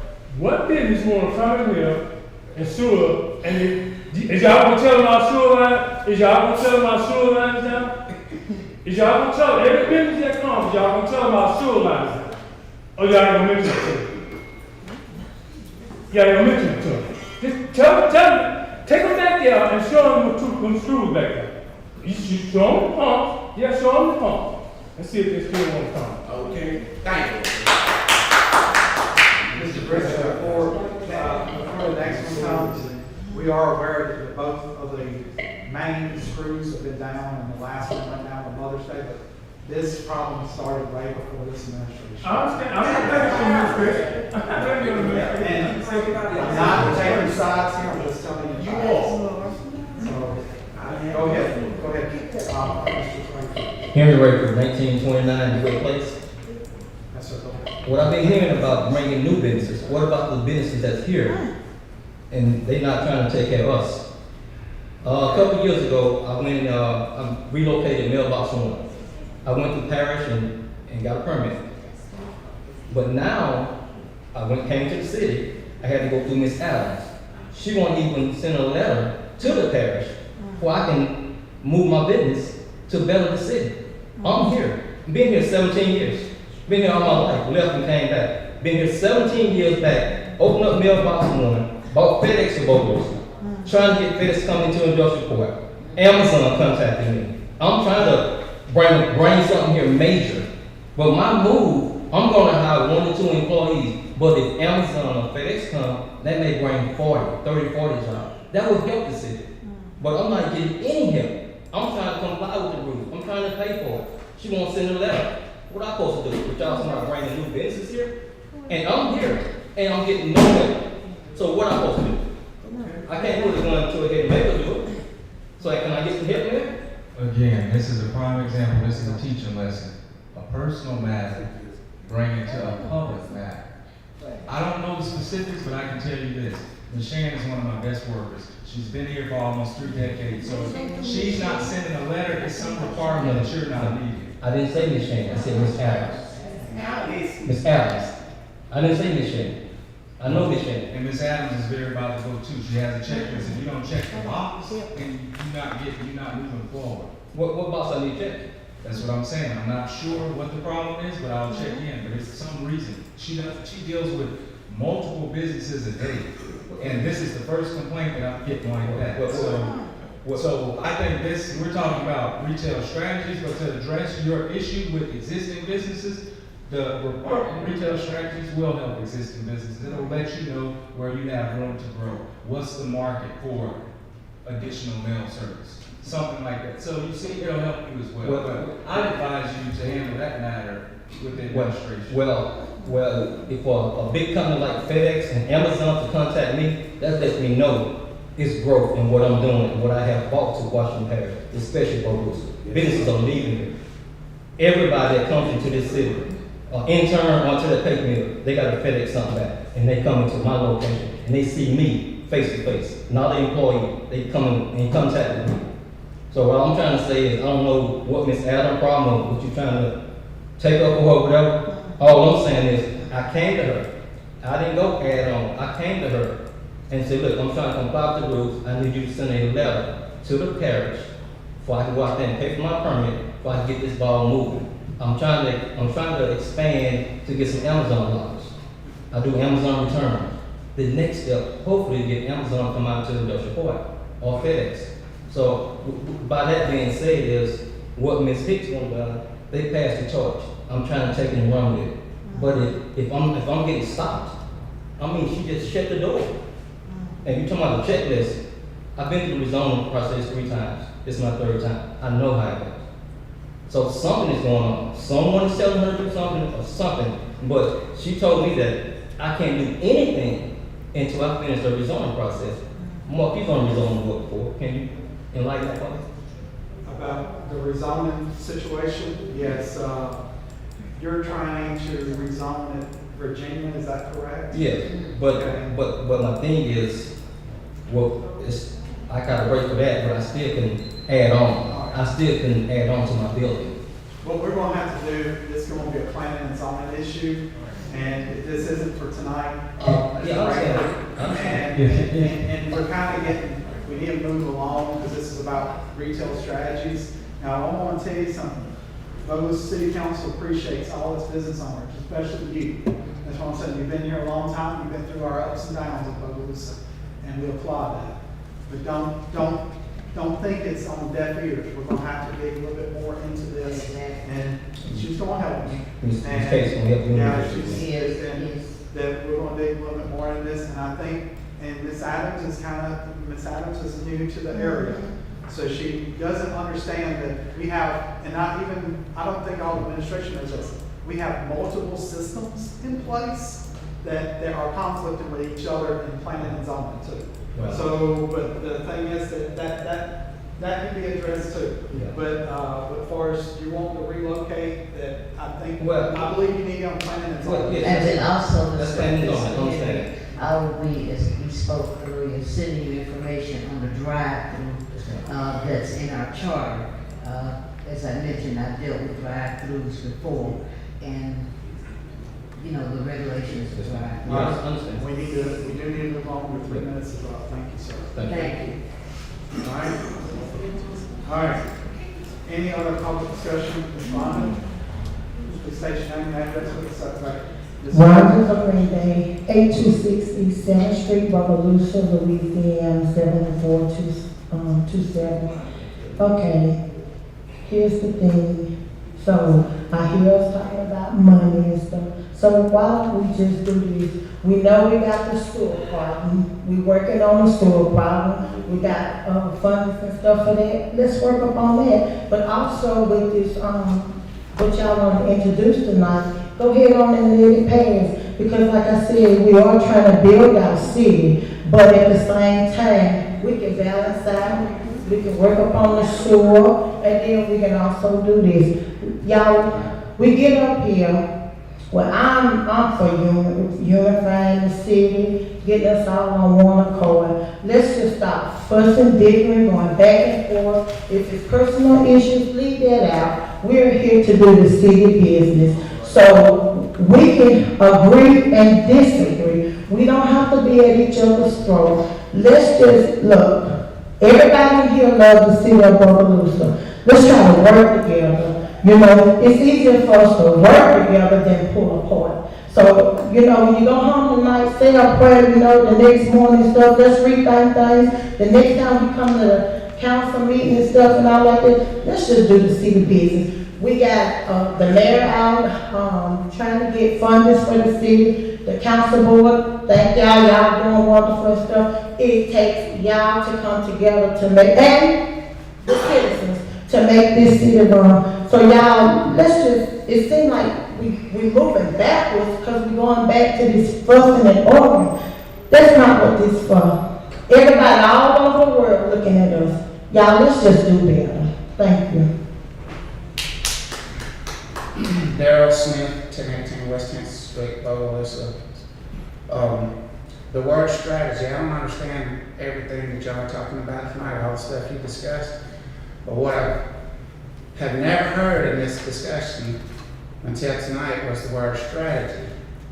And I don't know if everybody knows what strategy is. So what we've been doing is here, fix this, fix this, fix this, fix this. And we're just back and forth trying to fix that little problem. Strategy steps back and it looks at the overall picture. And $25,000 is nothing compared to what strategy can do for us. So strategic planning is something that I think, and I may be a mistake, but I think we've been missing it. But it's well worth, the Army does it, the Army dedicates a whole, division to it, to strategy, and we need strategic thinking so that we're looking out more than 2 weeks, into a sewer problem, but 10 years out as to what's going to build the city. Thanks. I agree with you totally on this. Yvette Preston, 641 St. Augustine Street. We were in here weeks ago with this strategy company in here explaining, and everybody was on board then. We were all for it. We're talking $25,000, like you said, nothing. You're talking about spending the money we do have for sewage, and that's good too. But as a strategy, we need to plan and phase out these issues. We need this to look at bringing business here, yes. Why are we going back to the beginning of the same thing all over again? When we agreed that we were gonna do this. Now, the sewage is backing up and no businesses have toilets and it's like a constipation by one person? No. The sewage is not in a life or death situation. I do think we don't need to continuously spend the money we have, because as you know, things come up during that time. So if we can phase that out, phase this part out, he's working on the other pump. We're all working to upgrade it, but we're gonna need to stick to the plan. The strategies company was in here. We went through it. We all agreed. Why? We need to just go and get it done and stop procrastinating here. This is ridiculous. Every time we resolve something, 3 weeks later we come back with the same position. It's ridiculous. We can't keep going over and over the same thing. Let's just get it done. And don't keep spending money. That's how the last administration ended up with that much money over budget. So, no, let's just not start spending money because there was a balance on the checking account. We need to be thankful and analyze and secure those payments accordingly. No, y'all just doing stuff over and over that doesn't make sense. Well, we agree. That's it. Thank you, Ms. Preston. Anyone else? Last call. We're trying to get out here before midnight. Go ahead, Ms. Kelly. Lee Kelly, 48239 North Franklin. I came from overseas 27 years ago to Bogalusa. I have a limited presence in Bogalusa again, although I am not resident here currently. So my question to you tonight, because I brought this up at the last meeting, if you remember, about the infrastructure and the code enforcement and all that. This retail academy, is that geared at the council and administration, or is that geared at people that want to go into business? Basically, they take data, they work with the local businesses to gather data, they present it to the city and through a report, and then they release it. Well, it will be a public record, so it will be released to any business owner who would like it. Okay, so it's taught by a licensed real estate company? Right, they're one of the biggest when it comes to commercial development in terms of real estate. So they are the company that the city of Covington contracted with, and you see their growth. Okay. Thank you. Thank you. I'm going to close up public discussion, council discussion. Yes, I do have a council discussion. And I'm not gonna go back and forth. I'm gonna be very brief because,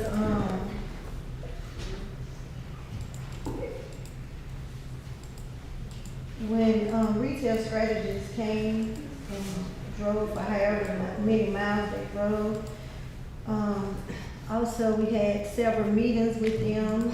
They're very knowledgeable. They are licensed, they are professional people.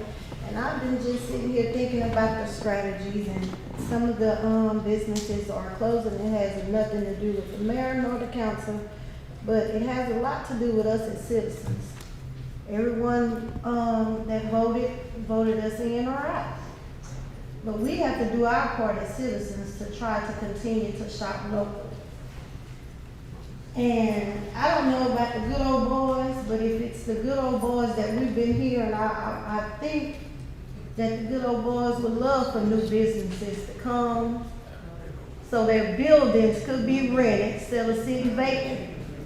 So for the good old boys who are out there and all own businesses, I think this is y'all time to shine, because you'll get some new renters that won't be bad mouthing y'all, talking bad about y'all businesses. So, I think it's a great idea that, we as citizens support any new business that comes into town. And let's not forget the small businesses. Small businesses have it hard trying to keep the doors open, employ the employees, and feed their families. So as citizens, let's remember to continue to shop locally, and let's welcome any new business that wants to come. And let's thank the good old boys for buying up half the city to have buildings for the new businesses to come in and rent. That's all I have to say. Any other council discussion? Yes, as I mentioned earlier, there to be repetitive.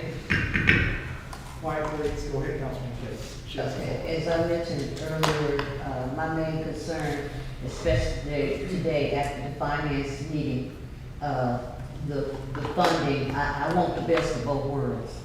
I'll tell you that. I'm not gonna tell you how my vote's gonna go now, but I do want the best of both worlds. Retail strategy to service our citizens as well as our pumps and screws repaired. And if, we have these fundings available, David Wolf, I'll see where he is on tomorrow and going before the bond commission and getting this loan. And I do know that the legislative auditors, they have processes in place if there's an emergency to lift for us to be off of the non-compliance list. Also, I would like to just read briefly, I had posed that question, the coding question, to Ms.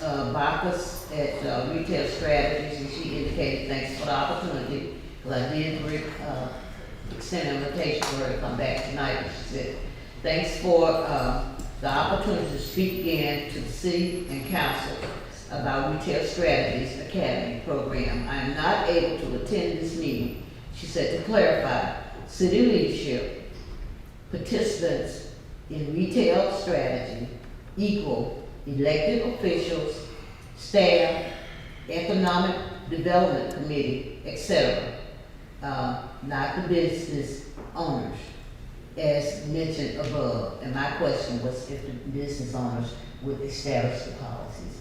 But I think they're making an earnest effort to respond back to us. But for this particular project, she said hopefully our retail academy partnership is approved, and we will look forward to working with you, with Bogalusa and with others. That's just my note. Thank you. Okay. Real quickly, none of this is personal. I don't know if everybody loves Bogalusa, so I'm not going to go that far. I really didn't like it. But the truth is, it's hard to ignore employees and citizens explaining to you about some of the issues we have as relates to our sewer. And retail strategies, I heard you said, I believe Mr. Dale, and I like what you said about the strategy. But they're gonna give us a nice, pretty commercial for Facebook, and they're gonna give us some information on what we can possibly do for the city. Somebody still gotta have some money to invest for the business. This does not guarantee one person will even be interested in coming here. It only educates us as the citizens of this city, if we get our hands on it, what's possible here. And I'm gonna say this, and I'm using all my heart. I really believe that our mayor, I believe he's smart enough and can put a nice team together, honestly, to do what these folks will do. Thank you. And I really believe that that's something that, with a few other smart people, I believe it's something we can pull off and save this $25,000 to address these sewer issues that we really don't want to talk about. And that's my only problem with it. You know, I can tell you, we all can sit here tonight and discuss what's good for Bogalusa. We can all sit down, put our heads in and have us a little meal, talk about what we can bring here, what some people support. But the reality is, how do we get our current people to support what we already have is a big issue. Number two, how do we convince outsiders that those are the best place for them to invest their livelihoods and come marry us? So if you got a business, you got to marry it, to come marry this city and be willing to grow here. I mean, it's no guarantee. And at this critical time, man, we got stations closing every other day. I don't know what's going on. Again, nobody on the city council can tell me how much money we have, period. I understand this is all the funds, but nobody can tell me for us operating expenses how much money we have on the council. And so it just kind of concerns me. We got some major issues that can really take our city downward in such a faster pace. And so I would really try to encourage the mayor, man, to try to put some folks together, man, and hopefully we can try to do this without having to spend the 25. We really need to address some issues, and we got the money to do it with. I just think it'd be a great thing to try to do it that way. Well, I was finished with council discussion, but this question is for the mayor, and only the mayor only to answer. If we don't use it, we're gonna lose it. Correct. Okay, thank you, Mayor. By December 31st. Thank you. Time is of the essence. Mayor only. Unless the council. It's okay. All What right. did you say, more excuse me? Unless the council dedicates it to a Okay. specific purpose. Thank you. And tonight, we're considering taking 25,000 and dedicating it to retail strategies. And let me explain something to the public. This is for 1 year, not 100 years. If they don't do their job in 1 year, out the door they go. And I mean business, okay? Because I'm gonna tell you something that, I'm not gonna beat around with it, okay?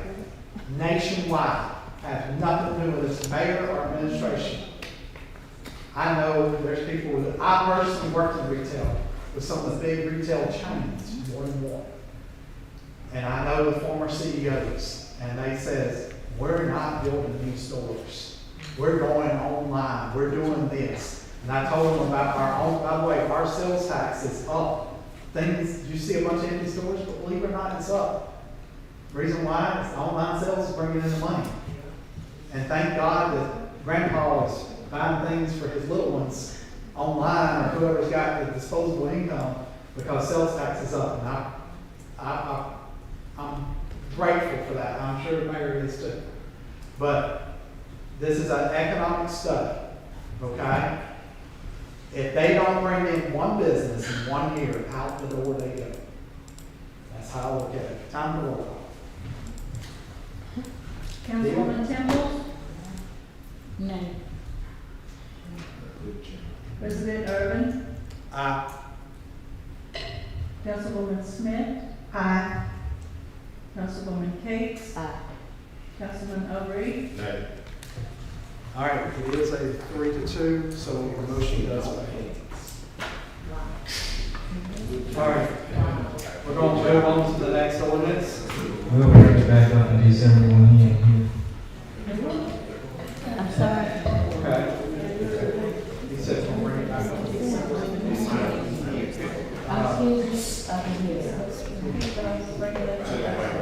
I was thinking that we will bring it up back for a vote in December when we get a new council person for District B. But it just No, it's 3-2. You gotta have a 4-0. White, please, white, please. Good job, council. Let's move on. Thank you. All right, Councilwoman Cates is gonna read the last ordinance, please, ma'am, go ahead. Let's move An on. ordinance to provide either print or electronic financial statements, resources to the Bogalusa City Council Finance Committee on a monthly basis, and that should be correct, say the entire, council members. Okay, whereas according to the Louisiana, local Government Budget Act, the fiduciary responsibilities of a public official or officer charged with the responsibility of planning, adopting, amending, and implementing the budget are significant and serious. Okay, I think most of you have this ordinance in your head. Okay. One point I would like to bring up is that whereas according to the statewide agreed upon procedures, fiscal years beginning or after January 1st, 2023, Local Government Budget Act services under procedure section 21 board are finance committees. Now, with that being said, according to the agreed upon procedures, that particular section in the procedures, for example, if there is a, from what I understand from the legislative auditors, if there is a audit to come into the city of Bogalusa by the legislative auditors according to the agreed upon procedures, that is the only particular section, whereas the council finance committee will be audited, and we must have financial statements in order to comply with those agreements. So that's one of the reasonings, an additional reasoning why we are requesting these financial resources. And the financial resources that we are requesting are all general fund bank statements, to include copies of canceled checks, credit card statements of all employees and contractors, detailed reconciliation reports for the general fund for the title system, all online statements of payments, detailed expenditure and revenue reports per the fund account, list of our comptroller's approval over $500 for the comptroller's freeze policy, and report on retirement payments for our employees of the fire department, the police department, and the public works department. The purpose of the financial statements, resources, is to provide information about the status, well, the financial position of strength and financial health of the city of Bogalusa. Otherwise, the city is subjected to additional LLA audits, legislative auditors audits, according to the Louisiana Government Audit Guide. Thank you. All right, you gonna make a motion? So, Do I have a second? Second. Second? All right, now public discussion, come on up. Please state your name and address for the record. We got 3 minutes. Marvin Austin, 736 Lawrence Avenue, Bogalusa, Louisiana. I listened to counsel on the case that she was really the proposed order. And it seems to be real time consuming. And I'm wondering if you have enough employees to just take time off from their job and sit down and give you everything you want. I would think if I was that concerned about it as a councilman, I would get with the administration and see if it's allowed for me to go down and research and get what I was looking for. It's like a running, it's time in administration's hands. Because you're doing a run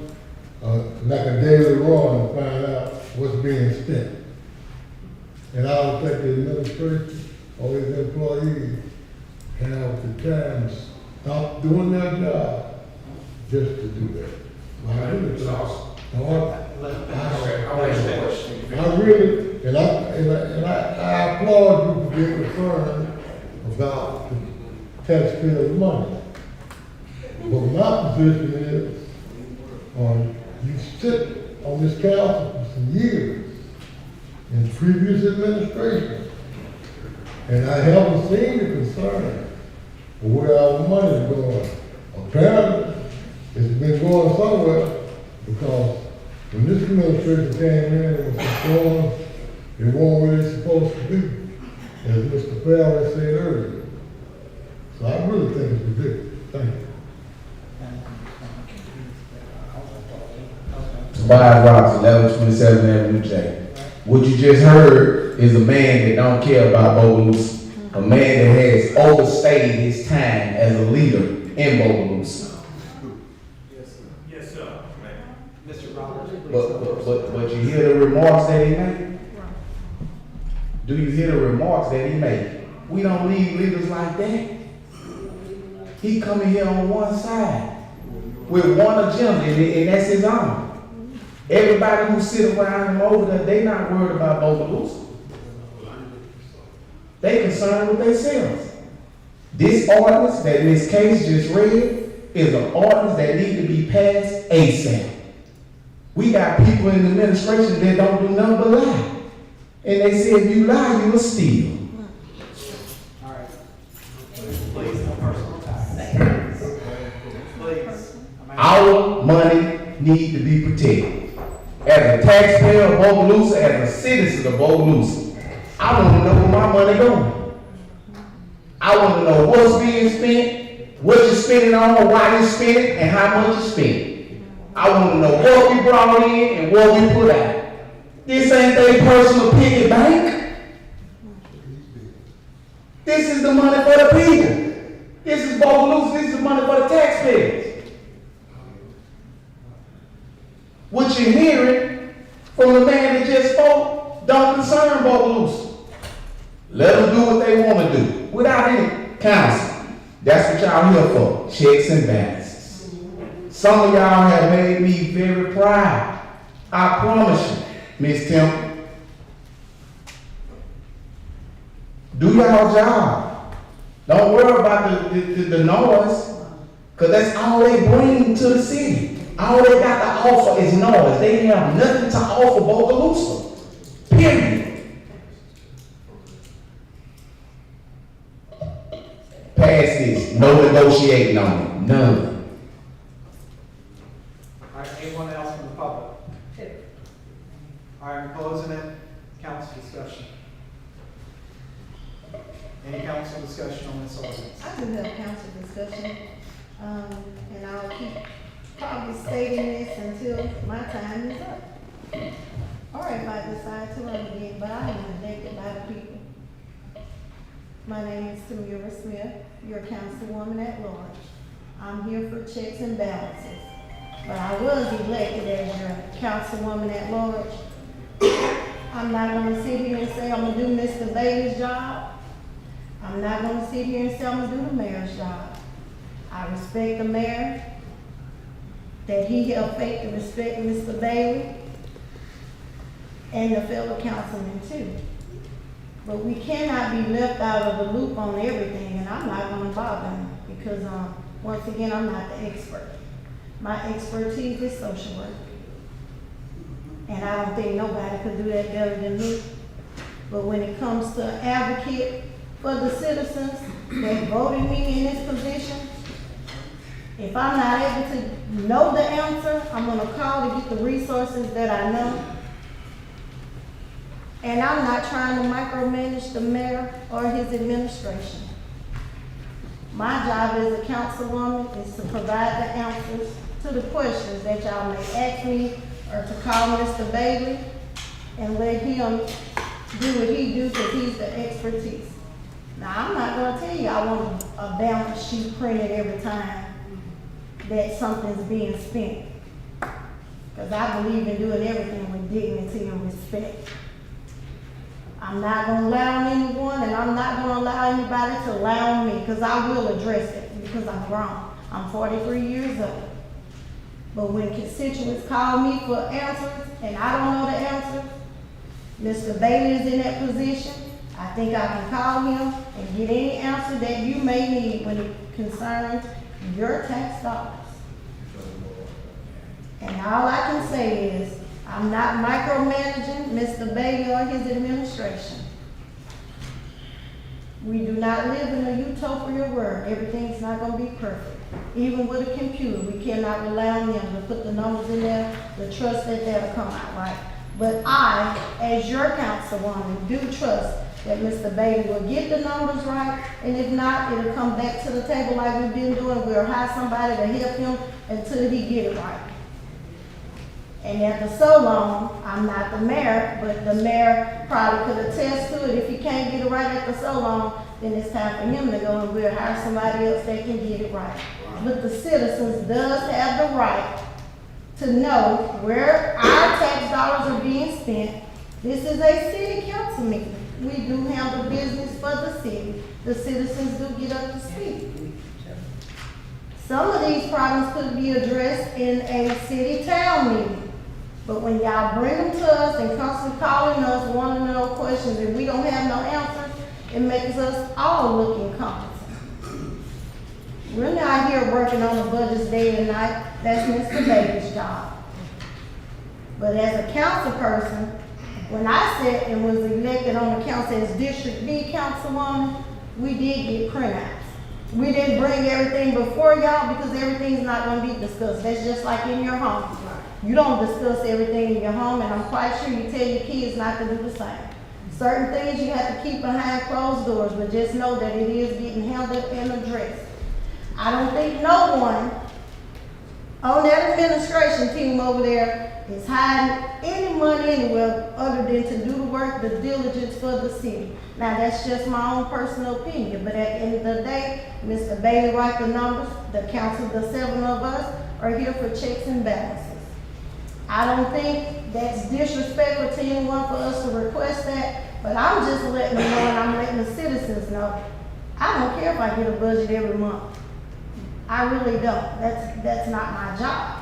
But my job is to do checks and balances when constituents come to me with certain questions. I need to know the answer, or I'm going to direct them to Mr. Bailey. So thank you.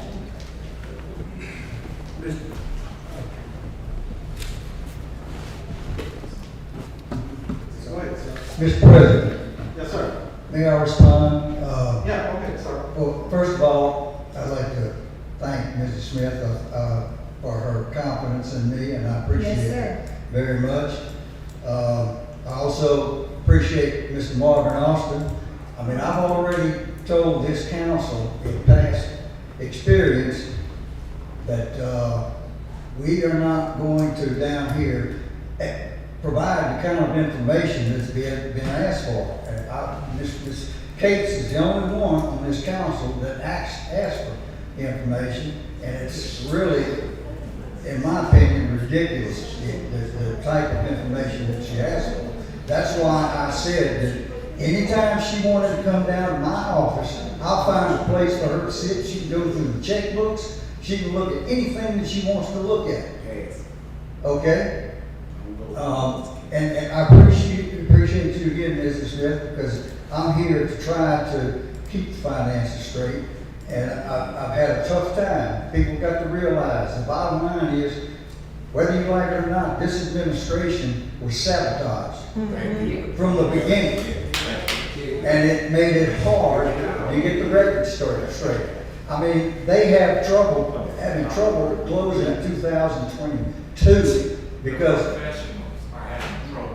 with 22 because they quit doing anything with the books in 22. Okay, and it took them forever to get 22 straight. You know that. So, I mean, I can tell you this, that I promise you, Ms. Hicks advised me that next Tuesday she's having another council meeting. And another finance meeting, because no one showed up at this finance meeting today. So, is it still on? Is it still on? It's Thursday. Next Thursday. 4:30. At 4:30, Let yes. me know why you requested. Next when? Thursday at 4:30. Next Thursday. Next Thursday, sir, at 4:30. Next Thursday at 4:30. And it's open to the public. Next Thursday at 4:30, I will have you financial statements. I will have you the financial statements that you need to see. And let me tell you what's good about the financial statement when you see it. Believe it or not, it's gonna be for when you see it that day. That's where we are at that time, at that period. So all the stuff that you haven't been getting is caught. You now are gonna know, you're gonna see where we stand at this point in time. Okay? There's been a lot of things that I've had to do, to research and to make corrections and undo errors that have been made in input into the system and so forth. So I've got all that, I think, pretty well straightened out. I can explain the income statements to you. I don't know why you would want to see bank statements, those kind of things, because, I mean, it's just, you can ask for it, and I'll be glad to bring the books out and let you look at them. But I mean, that's a lot of time for me to have to do that, especially when right now I'm working with 3 projects. I got a 22 we're still trying to close out. I've got a 25 that I'm working on right now, 25 budget. And I've got to worry of getting together the information for the 23 budget. So that's the things that I've got going on. And I feel good that I'm going to be able to give you a financial statement next Thursday, the next finance committee meeting, and we'll monthly from then on continue to have it. And I will give you the financial statements that I know. I appreciate what Ms. Smith said. Lots of people don't understand financial statements. They don't understand income statements. They don't understand balance sheets. They don't understand this. And a lot, I don't know, you know. I think Ms. Cates lives with the legislative auditor, and they put all of this stuff in their head. And you don't have to get personal. All right. So You do not have to get personal. yeah, do your job, Ms. Cates. No personal attacks. Do your job. Okay. But we'll have you financial statements next Thursday. All right, you heard that? I do have, council. Okay, let's wrap this up. We will wrap this up. Go ahead. Now, go ahead, Councilwoman Cates. We have not received any financials since January of this year. Mr. Bailey did give us financial statements for January this year. The last financial statement we did receive was done by an intern. And just saying, no, I don't live with the legislative auditors, but I do read their laws. And I respect their laws, and I respect the laws that's in the charter. The charter indicates our financial director will provide us financial statements. We did receive them at one time on a monthly basis for checks and balances. And the primary reason why I in particular asked for the information because this year I was being finance chair. Now I was not finance, I haven't been finance chair since 2018. Go back and look at the records for 2018, which I was finance chair and president, I asked for the same information. Okay, now I did attend a finance meeting and was concerned with our finances as a council person. But yes, this is something that's needed. As far as going into somebody's office, looking at it, I'd rather have what we are requesting. That's just me. To see where our fundings are. And hey, I'm thankful that the mayor did disclose we did have the money, because we don't know what our general fund balance is. I'm gonna have to correct you, Ms. Cates. You said this one too many times. You have put in multiple public records requesting financial records, and by state law, we gave you those records. So don't sit up here and say we haven't had any financial records since January. That is false. That's false. It is false. And you keep bringing up, we didn't attend the finance committee meeting. Now I'm telling you why we didn't attend. We're in the final stretch of closing out 22. We're working on getting y'all a timely budget. You come plopping us a finance agenda meeting with tons of bullet points. I'm not taking my staff off of what they're doing to come have a gossip fest for 2 hours. Now, if you get with us in a timely manner and you tell us what you need and what we need to be prepared for the meeting, then we'll get it to you and we will attend the finance meeting, as we have attended all other finance meetings. I do want to say this as well, Mr. Bailey, that's, that's not accurate. I asked you about your financial statements several times. I came to your office, sit down and talk with you about your financial statements one time. We talked on the phone one time about some financial statements. You actually told us a few meetings ago that you was gonna have some financial statements for us, and then you gave us something that somebody in the school done, a chart that was looking real pretty and glossy, and was all fabricated numbers that we know nothing about. Now, Ms. Grant was on council, Matt McGee was there. Matt may not have been the best mayor ever, but at least we got some financial statements that you provided for us that told us how much money we brought in and how much money we spent.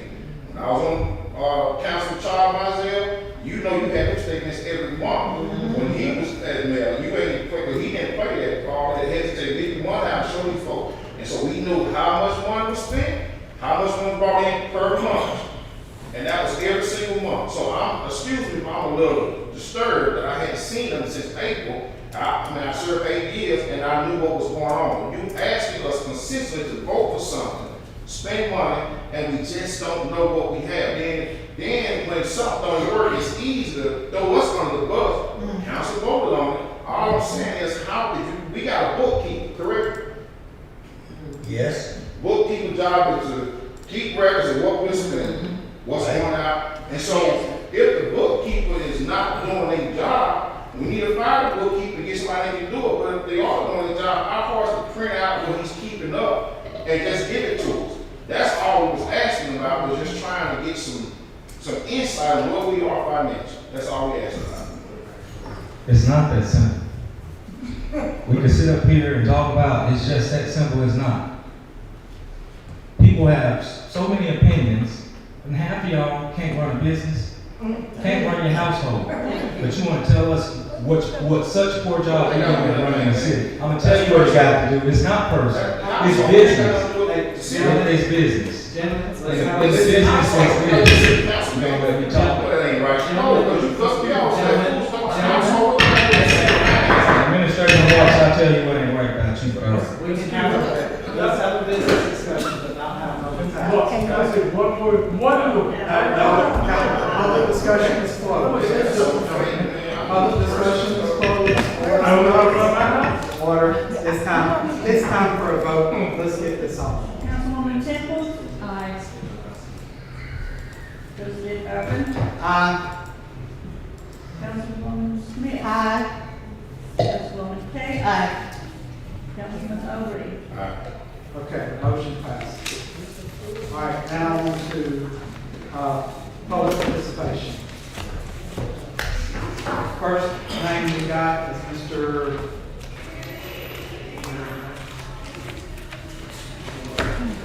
Joel Miller, please. You're going to have 2 minutes. Please come to the microphone, state your name and address for the record.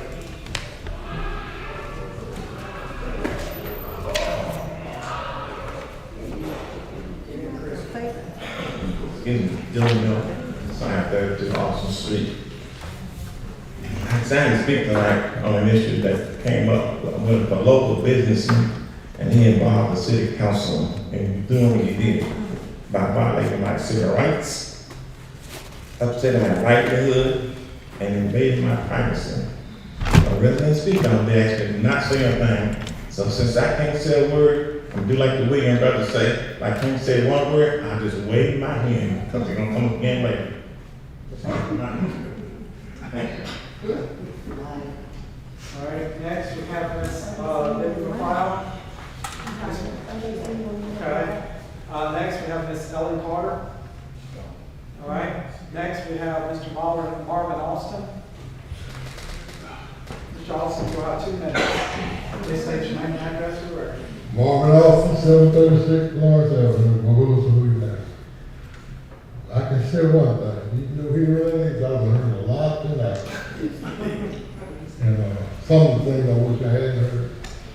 I wish we could come as a city and work together. Y'all have an awesome job. I know. I've been there. You know, 2 or 3 o'clock in the morning, people knocking on your door. Want you to do something that doesn't even fit in your category of middle city council. Want you out there have compassion for people. I know it's a lot of work down there. They're dealing with the public.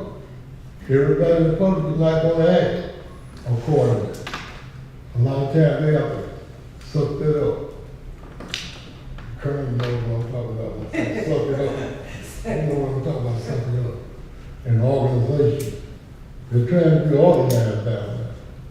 When people just run in and out and demand things and take them away from what they have to do, that's disorganization. I'm not saying that you're not responsible for the people's funds, because you are. But don't just start being responsible now.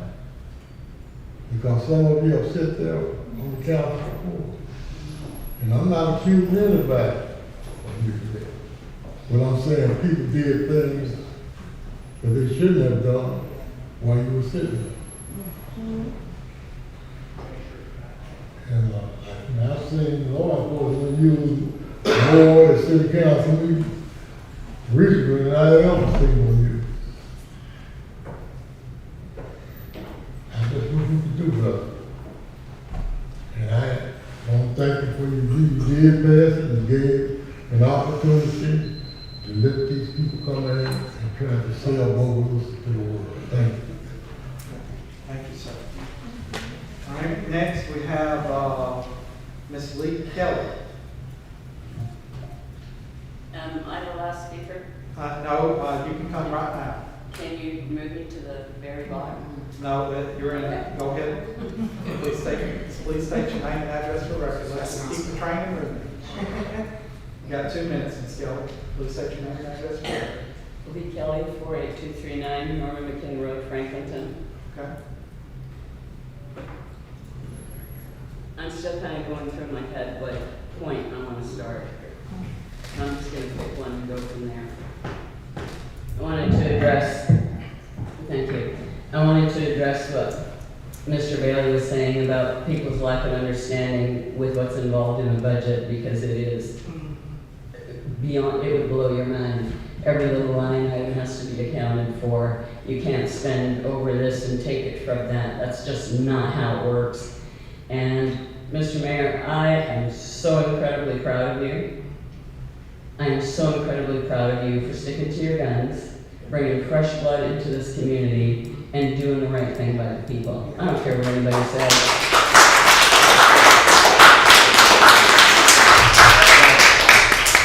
And the fact that you've had to spend, I think it's what, 19, 20 months into your administration now?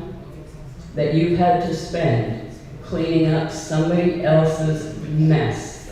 And nobody was complaining back then. So you gotta scratch your head and wonder why.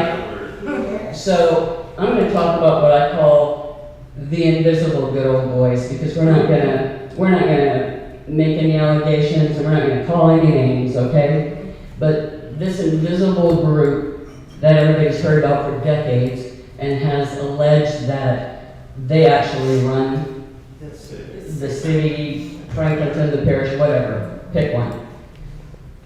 That group exists. So what I'm struggling with here today is I came here from overseas. I am a foreigner with a U.S. green card. Yeah, I'm legal. And I brought a lot into this community. Had the first internet cafe. Nobody knew what that was.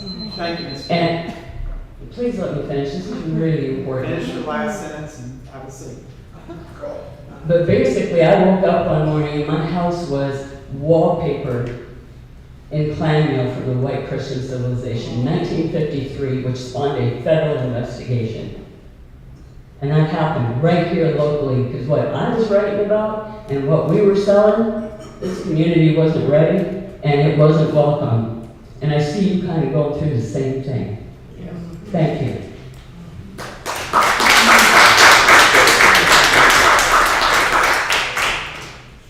All right, next we have on the, next person we have is Miss Yvette Preston. Ms. Preston, please come. State your name and address for the record. You have approximately 2 minutes. Thank you. Yvette Preston, 641 St. Augustine Street. I just want to start out by reminding everybody, early voting starts the 18th through the 29th. And voting polls are open every day for early voting except for Sunday. So I just want to get that out. My next issue has a lot to do with a lot of things going around in this city. Now, I believe in the election process, but when we got people out here in this community going to private property that people own, asking them why they allow a Maryland lot sign in their yard, and asking people to take it down and write a statement. Now that's total. That's coming from the community. Now I wasn't gonna say nothing about it until I witnessed it myself. This is illegal. These are bad practices. And anybody else going around talking about pulling up something, show up on my property. I got it covered. Because you don't tell me what and who signed to put in my yard. And you darn sure don't come pulling nothing about it. This is going on in the city. Now it needs to stop. I wasn't even gonna say anything. But seeing, like she said, everything going on in here, it needs to be said. This is going on in this community right now. And that's why it is so important for us to get out and get this vote. This is ridiculous. I don't care. I have candidate signs from both sides, Democrat or Republican, because I believe in the election process. So it shouldn't matter. That's all I got to say. Thank you, Ms. Preston. Next, we have Miss Barbara Harry. Are you present? Okay. Next, we have Miss Rhonda. Is Miss Rhonda here? No, she's still back there. Good evening, Miss Rhonda. You'll have 2 minutes. State your name and address for the record. Rhonda Rende, 826 East 7th Street, Bogalusa, Louisiana, 70427.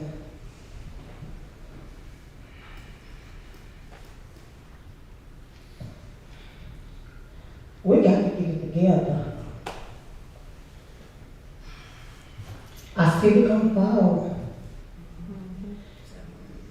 You guys, if we don't get it together, this got to stop. This got to stop tonight. We got to get it together. Tonight, trust me, go back, look and see how many people done tuned in. Guess what? They laughing at us. We say we want a better Bogalusa. Let's make it a better Bogalusa. We got to stop just pointing the blame at each other. And we just got to come together. We got to stop. We're going to lose our city. Y'all, let's just work together. I'm praying for the city of Bogalusa. I love the city of Bogalusa. Just like I just stated when I got up here earlier. We can agree and disagree. At the end of the day, when we walk out of here, we should have no problem with one another. Can we say that? Seriously. Can you say that? Y'all, we are leaders. We have to lead by example. It hurts my heart tonight to see all of this go down like this. We got to work together. Thank you. Next, we have Mr. Michael Matthews, if you're in the building. Mr. Matthews, as you approach the microphone, you have approximately 2 minutes. Please state your name and address for the record, sir. My name is Michael Matthews, Union President, Local 687, Bogalusa Fire Department Union. I've had a lot of questions asked of me over the last several days. A lot of concerned citizens have kind of called me in panic because I take care of their mom, or their aunt, or their uncle, or their pawpaw, or even them. The fire department provides a very essential need for the city of Bogalusa. One of the comments that I heard is that we are no longer the population that we used to be. And we have dwindled in population, so the need for the fire department might have dwindled also. You don't measure the need for a department like a medical service by the number of people in a room. You measure the need for the number of medical emergencies in the room. We used to respond over 20-something years ago. The average, when we had those 20,000 population count, we had an average of around 300-something calls a year. This year, we average around 1,600 calls a year. We don't just run to house fires or shed fires or trash fires. We run to car wrecks. We run to entrapments. We run to medical emergencies of any sort. You call and we will be there in a rapid time. Most often we beat North Shore to the scene. We have that much of a quality response time. Right now we're struggling with cancellation of overtime. We're struggling mostly with a employee. We don't have enough employees to man the department that the city desires us and it needs to provide in medical and emergency response times. That has a lot of impact on the city. It has a lot of impact on insurance rates for commercial properties and buildings and in businesses. It has a lot of impact upon your homeowner's insurance. It has a lot of impact upon your health. Thank you for your time. Thank you. Thank you, Mr. Matthews.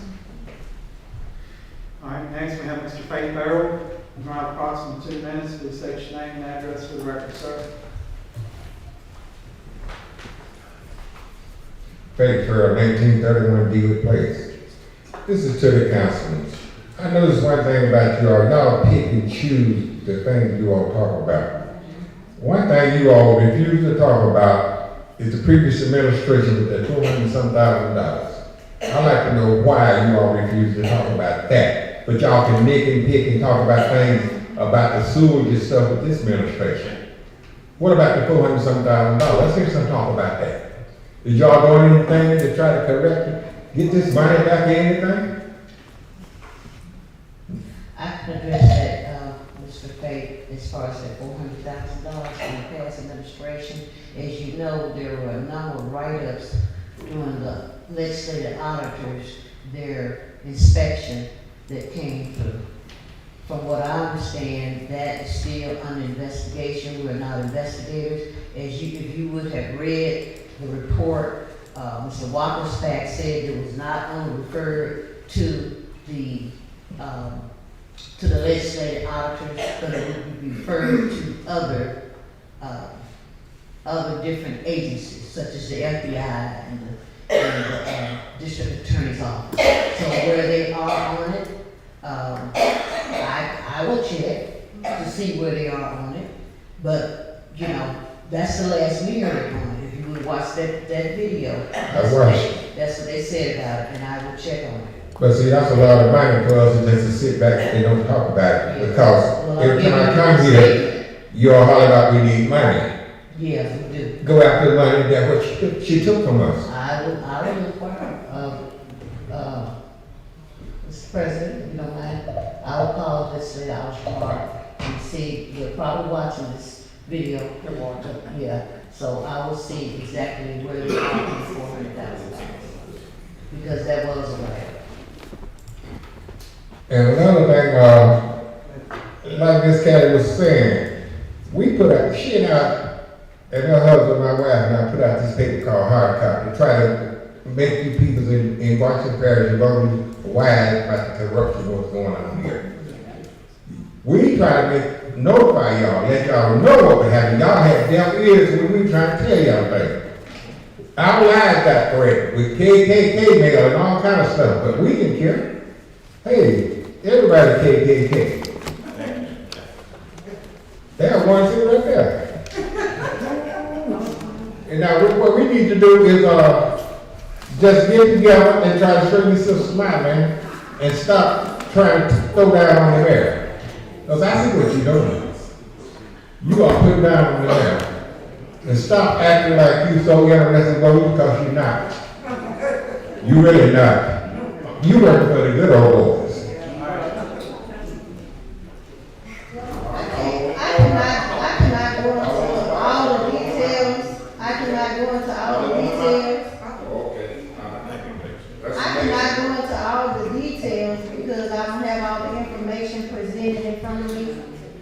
When I was elected in as your councilwoman of District B under the former administration, I can remember Miss Wendy saying when she was elected as mayor that she was dealt a mess. She put her big girl drawers on and she did what she had to do to help the city. When Mr. Tyron got elected, I can remember him saying he was dealt a mess. So I say all that to say this.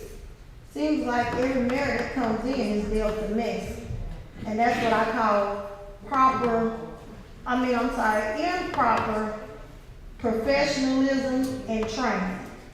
Because as a teacher, I'm gonna teach you to do the best job that you can do. Because you're gonna say to mirror talk me. When I sat on that council board, I had Pastor Reed he told me anything I need help, just call him, he will help me. Miss O'Neill Graham, Mr. Doug Ritchie, and I'm calling names, and Teddy Drummond. And that's what I call good council people that don't mind helping you. I have never been a mayor, but all of my years of experience, it seems to be the previous mayors that I have worked with have been dealt a mess, and that shows poor leadership. Because when one mayor leaves, they shouldn't do anything wrong. The checks and balances should be there, and they should be willing to help the next mayor move the city forward if we all love Bogalusa.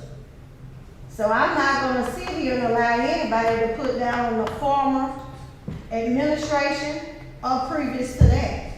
Because if y'all knew some of this was going on, you should have been trying to stop it and get it addressed. That's what I'm saying. So we're not going to come here and ask the council, what did the former administration do? When you have the power, you elected them. You could have asked those questions then. We're in public participation, so let's move along. Well, he asked the council to answer his questions, so I'm trying to address it. And another thing, I'm gonna say this, Mark, I'm gonna say this, because nobody in here is under the age of 18. When other people speak, proper home training is, you don't talk while others are talking.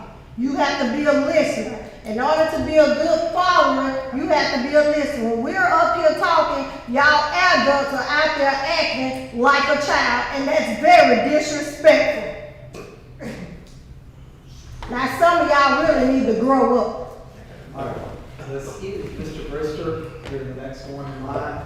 Please state your name and address for the record. You'll have approximately 2 minutes. Richard Brister, 1932 Buick Street. First of all, before I forget, I want to know from the council or from the police chief, I think he's gone, or from the mayor. There's a lot of things going on in Bogalusa, and I like a nice neighborhood, I like a quiet neighborhood.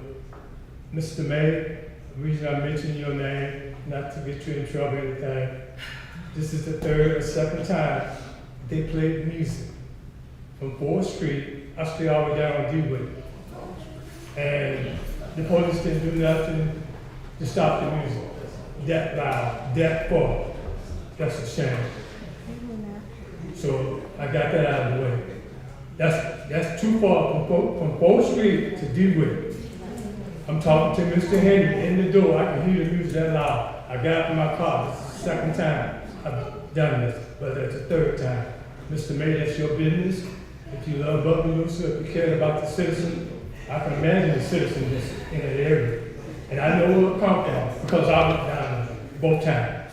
Now, if the police came, they might have went, but the music didn't stop till after 1 o'clock. At my house, where the storm door. I'm talking to Mr. Henry. In the storm door, tell him I can hear the music. I stick my head out the door. The next thing is, the public, I'm not for the good old boys. Man, you bring a lot of stuff on your own. I ain't gonna go into detail. I'm not for the good old boys. I'm for Bogalusa to grow. But you bring some stuff, your attitude, the way you talk, the way you say things, you might think it's pleasing. You have this saying, I'm here to fight for what they put me in office. Who? I didn't put you in office to fight the Jinko. Now, if the Jinko doing something to you personally, oh, I'm sorry. I'm not here personally for you to fight somebody that did something bad. Now, if they're doing something to you personally now, we brought you in here to bring jobs. I'm not saying you're not trying to bring jobs. All I'm saying is, if you keep on doing what you're doing now, the good old boys gonna be still running the city and you're gonna be gone. I'll say this and leave it alone. You just contradicted yourself. That's okay, well, tell me how. You basically to bring jobs, but you just pressured the council into voting down a proposal that would want jobs. But I think that's enough to explain. Everybody needs to know. What I want to do what? What I want to do what? Time's up. I'd like to talk to you one-on-one. Thank you, Mr. Brister. That's a threat. Mr. Henry Raper, please come to the microphone station. That's not a 2 correct. minutes. That is not a correct. Henry Rayford, 1929. No, it's not. Mr. O'Reilly, you a business owner? I think you have some amazing food. I think we need to shop within, support the local here. I'm with bringing businesses in there, but we need the help of people here first, support us, and then we can reach out and grab other people. But if we're not just trying to support us and bring other businesses in, I don't think that's going to help us. Because, I mean, anybody that open a business up, that's a special person. They have to stay with their families, they have to be married to the business.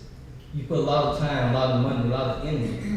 And if you people, you're not going to sit here and forget about how you feel about them, but go there and support them. If everybody claiming they love those, show us. Show Mr. O'Reilly.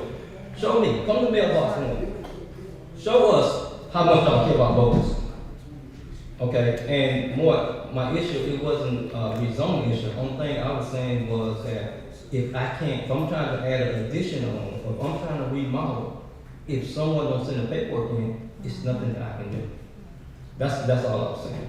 And Mr. Mayor, it's nothing personal. I don't know Ms. Adams. She said she's from Texas. I don't know the lady. I don't come over to the city. I come pay my water bill once a month. I don't come to these council meetings and complain about what's going on or what's not going on. Mr. May know me. He knows I'm a straight up person. So I'm here trying to help bring the magic to the voters and the other investors like Mr. O'Reilly. Thank you for nothing but the smoke. I think a lot of people, not just me, a lot of people enjoy coming Thursday, Friday, and Saturday. I've been knowing Mr. O'Reilly a long time. I respect him. And for other people sitting in orders to go there and call him, man, he's out his name, that's not fair. That's not fair. But y'all do what y'all want. Everybody do what they want. Everybody looking and laughing at us, and that's okay. I know I put my heart, my time and energy trying to save voters. Thank you, Mr. Raper. Mr. Darrell Smith, please come to the microphone, state your name and address, you have 2 minutes. Darrell Smith, 1018 West 10th Street, Bogalusa. Start off with Mr. Orway, thank you for explaining your nay. And I'd like for a couple more nays to get explained tonight. One person likes to talk, the other person doesn't talk at all. I think we really missed an opportunity tonight with that strategic planning. Everybody cares about Bogalusa, but running a massage parlor or running a restaurant is not the same thing as running a big organization. So I can't stress enough that you guys need to educate yourself on what strategic planning and the strategic process is for the city, not for your business, not for anything else except for what the city needs it. I also encourage you, the fastest growing business here in Bogalusa or in Washington Parish, do your homework, the two names, do your homework, find the fastest growing one, and I'm gonna tell you that they invested about $100,000 in strategic planning, and now they're probably reaching $1 billion business. It's one of the biggest ones here in Bogalusa. So the other thing is, I listen to this thing at home. I can't come to them all the time, so that microphone, mainly you, Mr. Ori, I value what you say, but you sit back and that microphone's on and say I can't hear you most of the time. We need a crime dashboard. When things go bad, we get to point a finger, but when things go good, like I think crime is doing, then we can celebrate this council and that administration together because crime is going down. I know it is, we just don't see it. The last thing, as part of that strategic planning, is when the city come in and got taken over, that guy said we need to restructure a few organizations. The fire department, police, need to cut it. It's too big for what. And this week, a little patch come across Facebook said, I support the fire department. I support the fire department, but I support the city too. I support the police. I never want to see these guys get cut, but we need to figure out a way to right-size yourself and take care of what we got. But we've got to figure out a way to get to the right size. All right. This is Miss Daniels. Are you in the building? All right, Ms. Daniels, you'll have, please state your name and address for the record, and you'll have 2 minutes. 816 Delaware Street. As I say every time I come up here, I'm here for kids and the youth of Bogalusa. I could be anywhere else in the United States, and I'm here. As far as shopping and spending money locally, there's nothing here. We don't have nothing here. We travel in New Orleans, Slidell, Covington, wherever it is. So the things that's been here has been here for same restaurants for years. I'm 31 years old. Bogalusa has nothing. When I was growing up, we had a movie theater. We had a bowling alley. We had places to go. Everybody remember Rosa Blooms, Columbia Street. Bogalusa was the place to be. This is embarrassing. It really is. All right, that concludes all our public participation. At this time, we're going to move over to administrative remarks. I want to start by prefacing, I have to leave, so I want to see it being said, we stormed out. A lot of times you see me up here laughing, and it's not because it's funny. You know the saying, sometimes you gotta laugh to keep from crying. It's very true. We sit up here and we play politics, but y'all, it's nothing to be played with when you think about the decline of Bogalusa. It declined. You know, I get it, I'm the mayor, the buck stops with me now. That's all I hear when I meet the state agencies.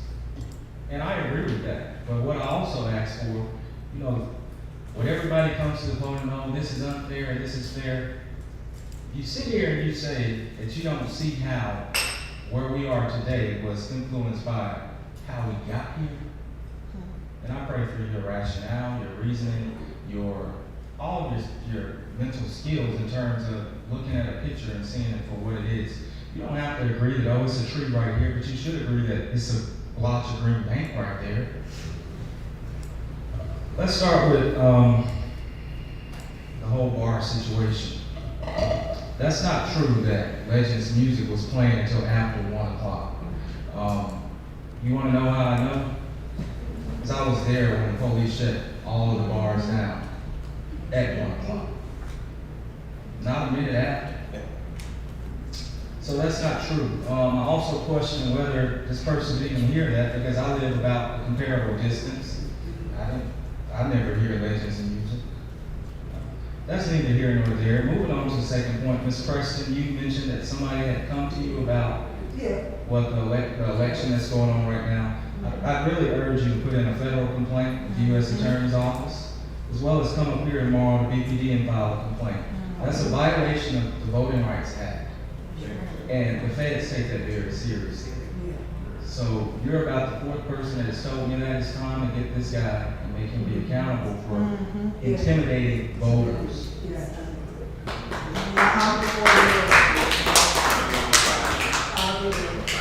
Last but not least, I've thought a while about how I would address this fire situation because it's become increasingly personal. But I would like to start by painting just a tad bit of, we've been here before. Every other mayor around July, Mr. Bailey can tell you, he was here for 28 years, put out a memo, stop spending. That was while the city borrowed from the state. We haven't borrowed a dime from the state. And I don't plan to borrow a dime from the state. But I can't continue to work in the conditions that we are working in. Every time I come up here to try to raise revenue, I catch, excuse my French, hell. The council tells you why you shouldn't do it. Actually, that is about the most cordial revenue raise discussion we have had since we've been here. But guess what? When we do raise the revenue, it goes right out the door because then all the other departments get to spend it. So I have to sit here and get chastised. This team, this administration gets chastised. They just want to charge everybody for everything. We want nice stuff, but y'all don't want to pay for it. And when I say y'all, I'm talking about the people who are so secure with this mindset of let's continue to do what we've always done. It hasn't worked, and you cannot sit up here and try to lean on people who have helped run this place to where it is to tell you how to get out of it. When it comes to this fire situation, I'm going to read straight from the Louisiana Fiscal Review Committee that the fiscal administrator gave to the state once the fiscal administrator was lifted out of here. Management is focusing on overtime and staffing levels in all departments to reduce costs. Controllable overtime costs exceed $800,000. Plans are in development to reduce overtime. They also instructed us to continue to plan to eliminate structural deficits, reduce non-contract overtime by at least 50%. The firemen are complaining, but they're 250% over what they were budgeted for, and we just reached the fourth quarter of the year. But don't take my word for it. Since everybody talks about reports, we don't get reports. I printed a report of all the overtime in the fire department, and since I've been here, you have one fireman that has made, through September, $99,000, $344.11. That's just overtime. That's not the salary. That's not the increase in the benefits that we have to pay to the state through a retirement plan. That's not the health insurance that we have to pay for each employee. Everybody says, I want more. But we're not sitting here raising enough revenue to get more. We're actually doing everything to get less and less, and then we want to sit and point fingers about, oh, the mayor shut down a fire station. I'm doing what they told us to do. We talk about this investigative audit. It's in the audit that the city did not follow the plan that was left to them in 2021. I'm gonna read this and I'm gonna let it be. The city's labor agreements are dated. The city should consider renegotiation of the agreements to reflect current operating conditions and procedures. The city should consider consolidating the 3 operating fire stations into 2 locations. Personnel in the 3 locations would be reassigned to the 2 remaining locations. The consolidation will provide sufficient personnel at each remaining location to staff at all positions and provide sufficient personnel during periods when staff are unable to work due to injury and extended illness. Reorganization should also reduce the need for overtime. Ladies and gentlemen, since I've been here, the fire department has cracked $519,215.22. That's $500,000 just in overtime. But hey, point the finger at me. These people told the city in 2021, the state, the legislative bodies, the same people that we all sit in here and praise and act like we respect the laws.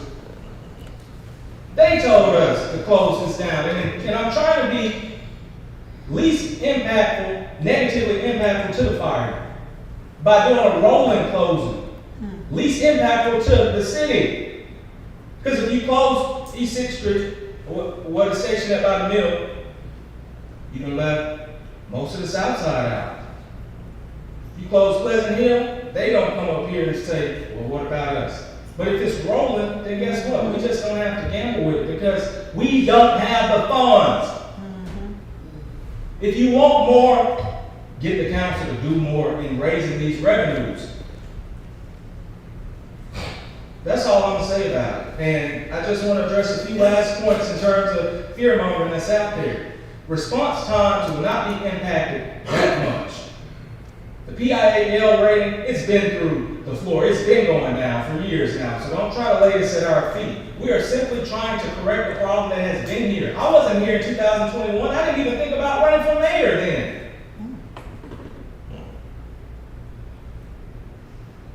So again, I laugh to keep from crying, because this is really just pitiful, it's pathetic, and it's a lot of other words that I can't say at this mic. Y'all have a good night.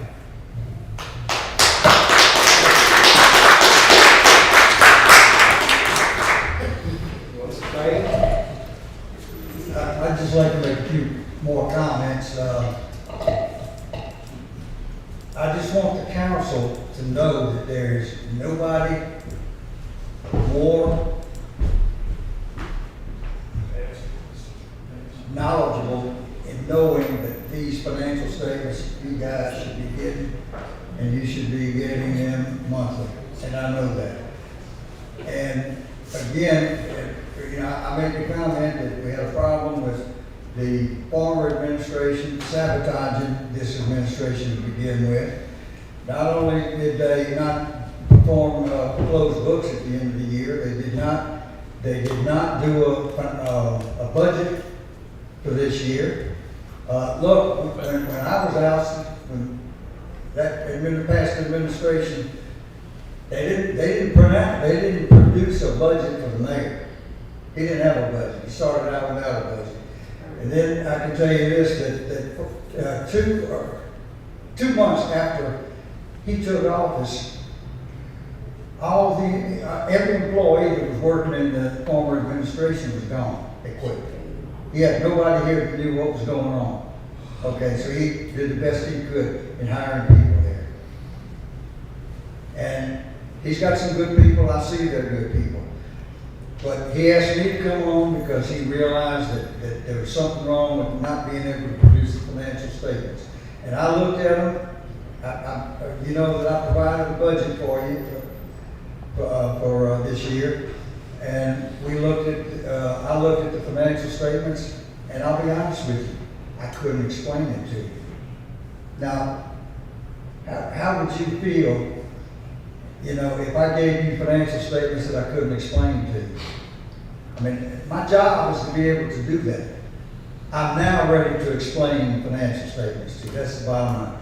The people that were working here, they were doing the best they could, but they made wrong entries.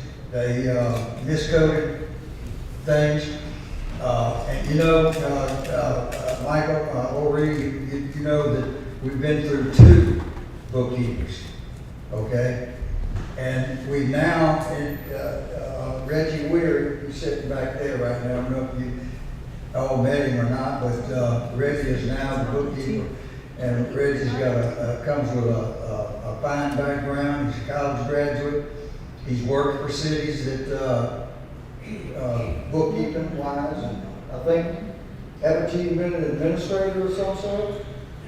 He knows what he's doing. I've been working with him, and I feel comfortable with him now.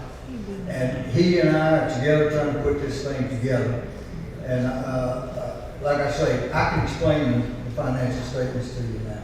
So that's all I wanted to say.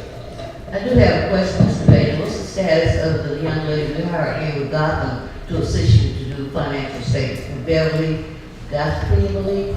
Has she come on board yet? No, but she was at the office last week, we spoke.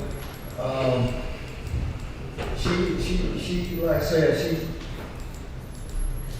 she's got an idea of what she's gonna do, but, personally, I don't know exactly when she's gonna start, so, I mean, she hasn't discussed it. Okay, thank you. But I wanted to also make a comment to you, Ms. Gates, that I still love you. That I'm not mad at you, and I hope you're not mad at me. But the bottom line is that we just have a difference of opinion on some things. And I hope we can live with that.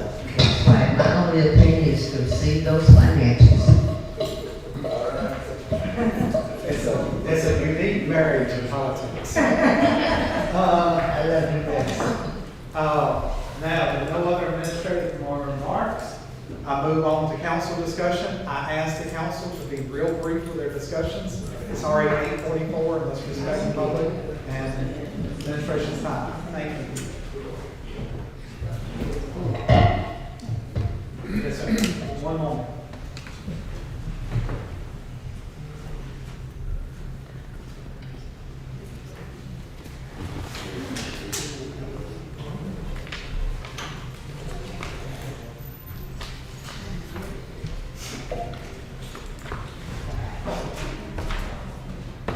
We're going to start with Councilwoman Temple. Remember, let's be brief. Okay, I'll be brief. I was called out by Mr. Smith wanting to know why I voted nay. This is why I voted nay. I feel that retail strategies is not going to guarantee that the business is going to come into this city. It is what it is. It is what it says it is. It's a strategy. I feel there are other companies out there that will do the same thing for far less. People are saying it's just $25,000. It doesn't seem like a lot, but yet $25,000 is a lot when we have things that are failing in this town that need to be fixed. So I feel like the money is better spent fixing those problems first, and then we're better prepared to bring these businesses in. Because no business is going to want to come to town when we have a failing sewer system, our roads are a mess, on top of every other problem that we have. So we can fix all the nitty gritty stuff before we worry about the big stuff. Next thing, please continue to pray for all the people that have been affected by the recent hurricanes. The devastation is just unbelievable. As always, I want to thank Public Works, Fire, and Police Department for all of their hard work. We have some much needed cooler fall weather coming in tonight, so I hope everyone gets to enjoy that. And for those of us that are going to the fair this week, please be safe and look out for all the children too. Thank you. Thank you, Councilwoman Smith. I would like to take this time to thank everybody for staying this long, for voicing your concerns, or just sitting in the chairs. That shows that you do care about the city as well as your city councilman and women. And I just want to thank y'all for allowing me this opportunity to be here, because I don't take anything for granted, and nothing that I ever do I take for granted. And I'm not going to apologize every Tuesday that we have a meeting if I'm late, because I work here at the local hospital.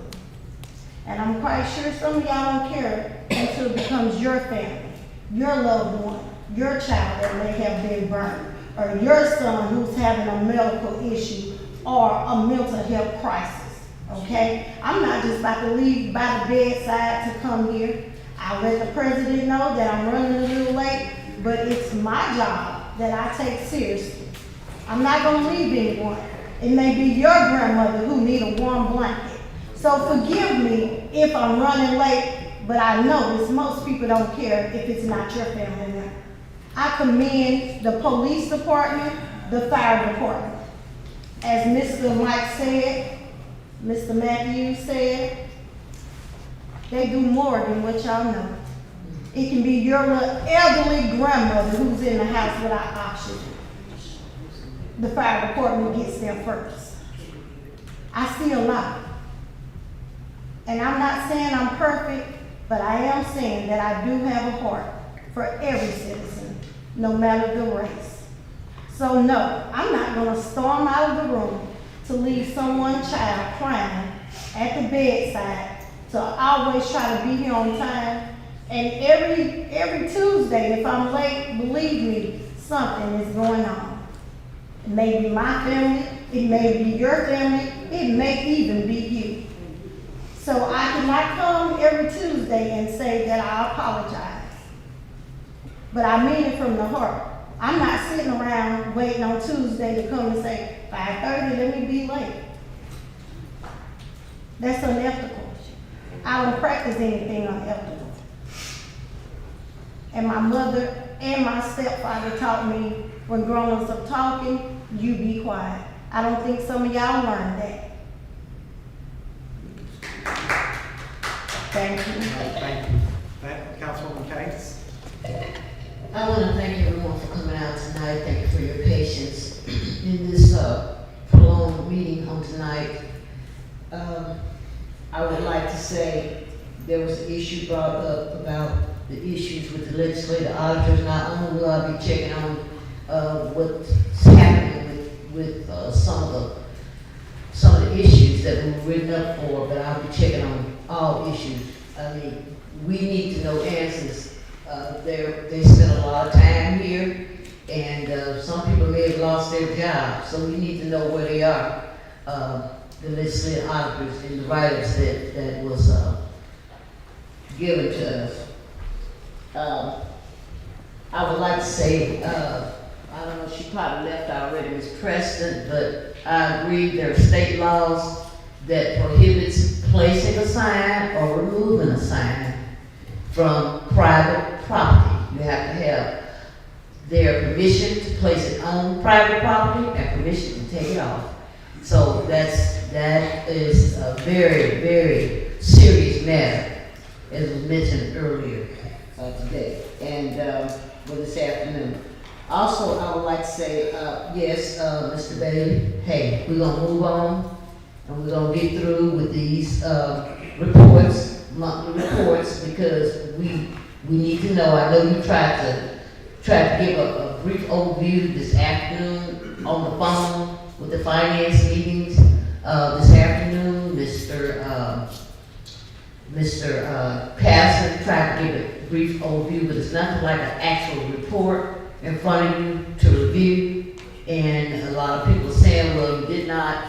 I still have reports from 2015. I still have my budget that I purchased from the city in 2014 prior to. So yes, I don't sleep, no, Ms. Bailey, I don't sleep with the legislative auditor, but I do take my best, with my best knowledge and put my best foot forward and understand exactly where our funds are, where the citizens' funds are. And then finally, I would like to say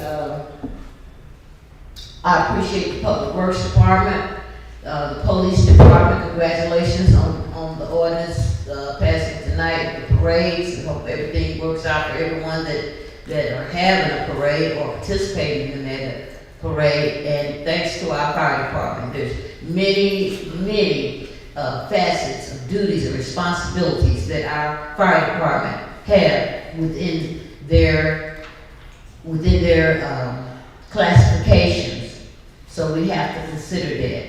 And Mr. Bailey did give me some numbers on Friday where we were for through August, I believe. Total budget was 2.8 million, and then the spent was 1.8 million, and we had 1.4 million left. That's through August. But it is a overtime issue, and we have to get a handle on it. Why? Because we have to get a handle on fire stations that are being shut down. There are 3 within the last couple of weeks that have been shut down. And, excuse me? Oh, okay. If you want, Ms. Pastor, you give a brief overview if you like. Okay. Yeah, he did. Go delirious over here. Yeah, he did give an overview where we were with our pump screws and our pumps. And it's a serious matter. Like I said, I would like both worlds, so we can find money for both worlds. Thank getting Ms. Valeria Hicks resolution on tonight. She's a lady well deserved, and her family as well. Thank you very much.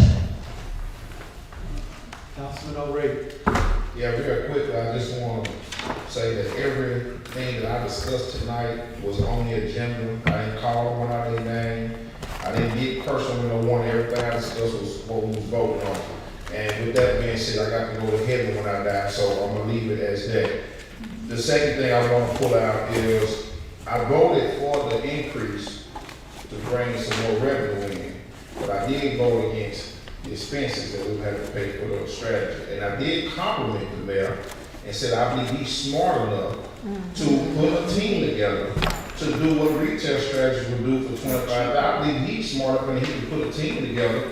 Well, maybe he can't, but I just feel that way. You can feel your way. I feel he could do it and come close to it. We're gonna get a nice, pretty infomercial on Facebook. It's gonna look pretty and glossy, and they're gonna give the information to the mayor, and again, he can give it to whoever he wants to at his discretion. That's what the man told me at this podium. And at the end of the day, you still got to have some paper if you want to open up a business. So the strategy, I understand, is going to be beneficial to the ones that got some money to say, let me come and invest in the city. So hopefully they can get that done at some point. At this point, I got several messages on my phone. People sending me pictures of sewer, and people sending me this stuff. I'm sick of hearing it. I cannot turn a blind eye to it like it don't exist.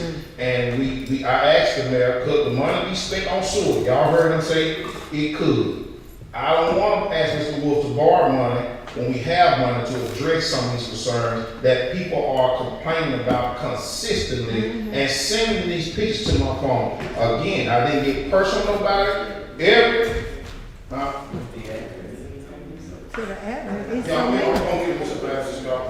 But I didn't get personal about it, and again, everything we talked about was on this agenda. I don't do all that extra stuff. I got to go ahead when I die. And all that other personal stuff, I mean, you know, God be with you all. Okay. I want to say this much. I did listen to your comments, Mr. Smith, thank you, about retail strategies a while ago. I have worked for some mighty fine people in retail businesses, both store chains and small businesses. And I can tell you one thing, you're going to be hard pressed to find a retail store chain in 10 years. They're all of it online. Every single one of them are trying to figure it out right now. They don't want to spend the $2 to $3 million putting it in a little small town like ours. And there's a lot of small towns like ours that's going through the same stuff. Thank goodness that there is this temporary cushion of this online thing where people buy things. But let's say, for instance, there's a slowdown in the economy or something like that. That's going to suffer too. So bottom line is that this retail strategies is not a guy riding in on his white horse. We're going to do a study, and that's it. And I'm going to tell you something else too. For the people who voted nay, I'm on board with your understanding of this. And as an alternate solution to this, possibly we approach Southeastern. They have a business school. I'm just throwing that out. See how much they charge for this. Let's come up with an option. They're going to do just a study. I can tell you that what they're going to drag in here, a dollar store? We already got a bunch of dollar stores. Okay? So the thing is that we have to get realistic. We need cash registers plugged in where there's small business or big business, but we need a variety of businesses. We don't need everybody opening the same store. Okay? So, but the thing is that I come from retail. I know what goes on behind the scenes. And by the way, I worked for the original Hudson, and I watched him in a business suit, you know, like fire stuff and touch something and said black gold. And he made his money. He knew how to run the store, but the next owners didn't. And that's where we're at today. So bottom line is that I just want to give some clarity to why I made that decision. I want to fill the voids of our public safety with more tax revenue. This is a gamble. $25,000 isn't nothing. We spent more on that dog park over there. Okay? I ain't seen no big dogs over there yet. So, but I'm just saying that I think it's time we take a gamble on that. If it's retail strategy, if not, we need to get on the phone with Southeastern and let's talk to them. Yeah. You can call tomorrow. Yeah, let's start calling, let's call, make a phone call. But anyway, moving along, I do want you to keep in mind that we're still in no hurricane season, and let's hope all that's behind us, okay? And keep those ditches cleaned out. The mayor is working, and Mr. Patterson. Mr. Irvin, I just need to respond really quick. I know we all want to get out of here in a moment. But Mr. O'Reilly, you have my phone number. And if you've got a deluge with sewer problem calls, you should call me immediately. Plus, we have a hotline in the city. We take that so serious. If there's any form of sewer call, we respond immediately. But what I will ask you, text, send all that to me. You have my phone number. I got new signs. I think one of them, two of them y'all took care of. Yeah, we take that seriously. We don't, and I mean, some of the rhetoric and the fear mongering of the other stuff, I get your frustration, but some of that, there's a lot of that's not going on. But we respond quick. We do not play when it comes to sewer.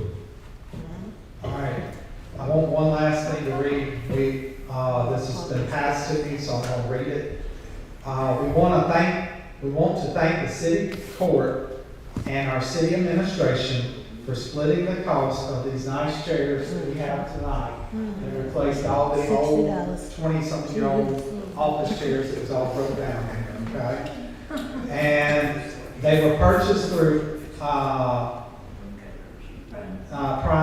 They were purchased through Prime. There's 12 chairs with a cost of $720. They were $60 a piece. You can't beat that. It says thank you again to the administration and to the city court. With that said, our next meeting will be in November, but please be aware that meeting may get moved due to the federal election. So with that said, meeting is adjourned.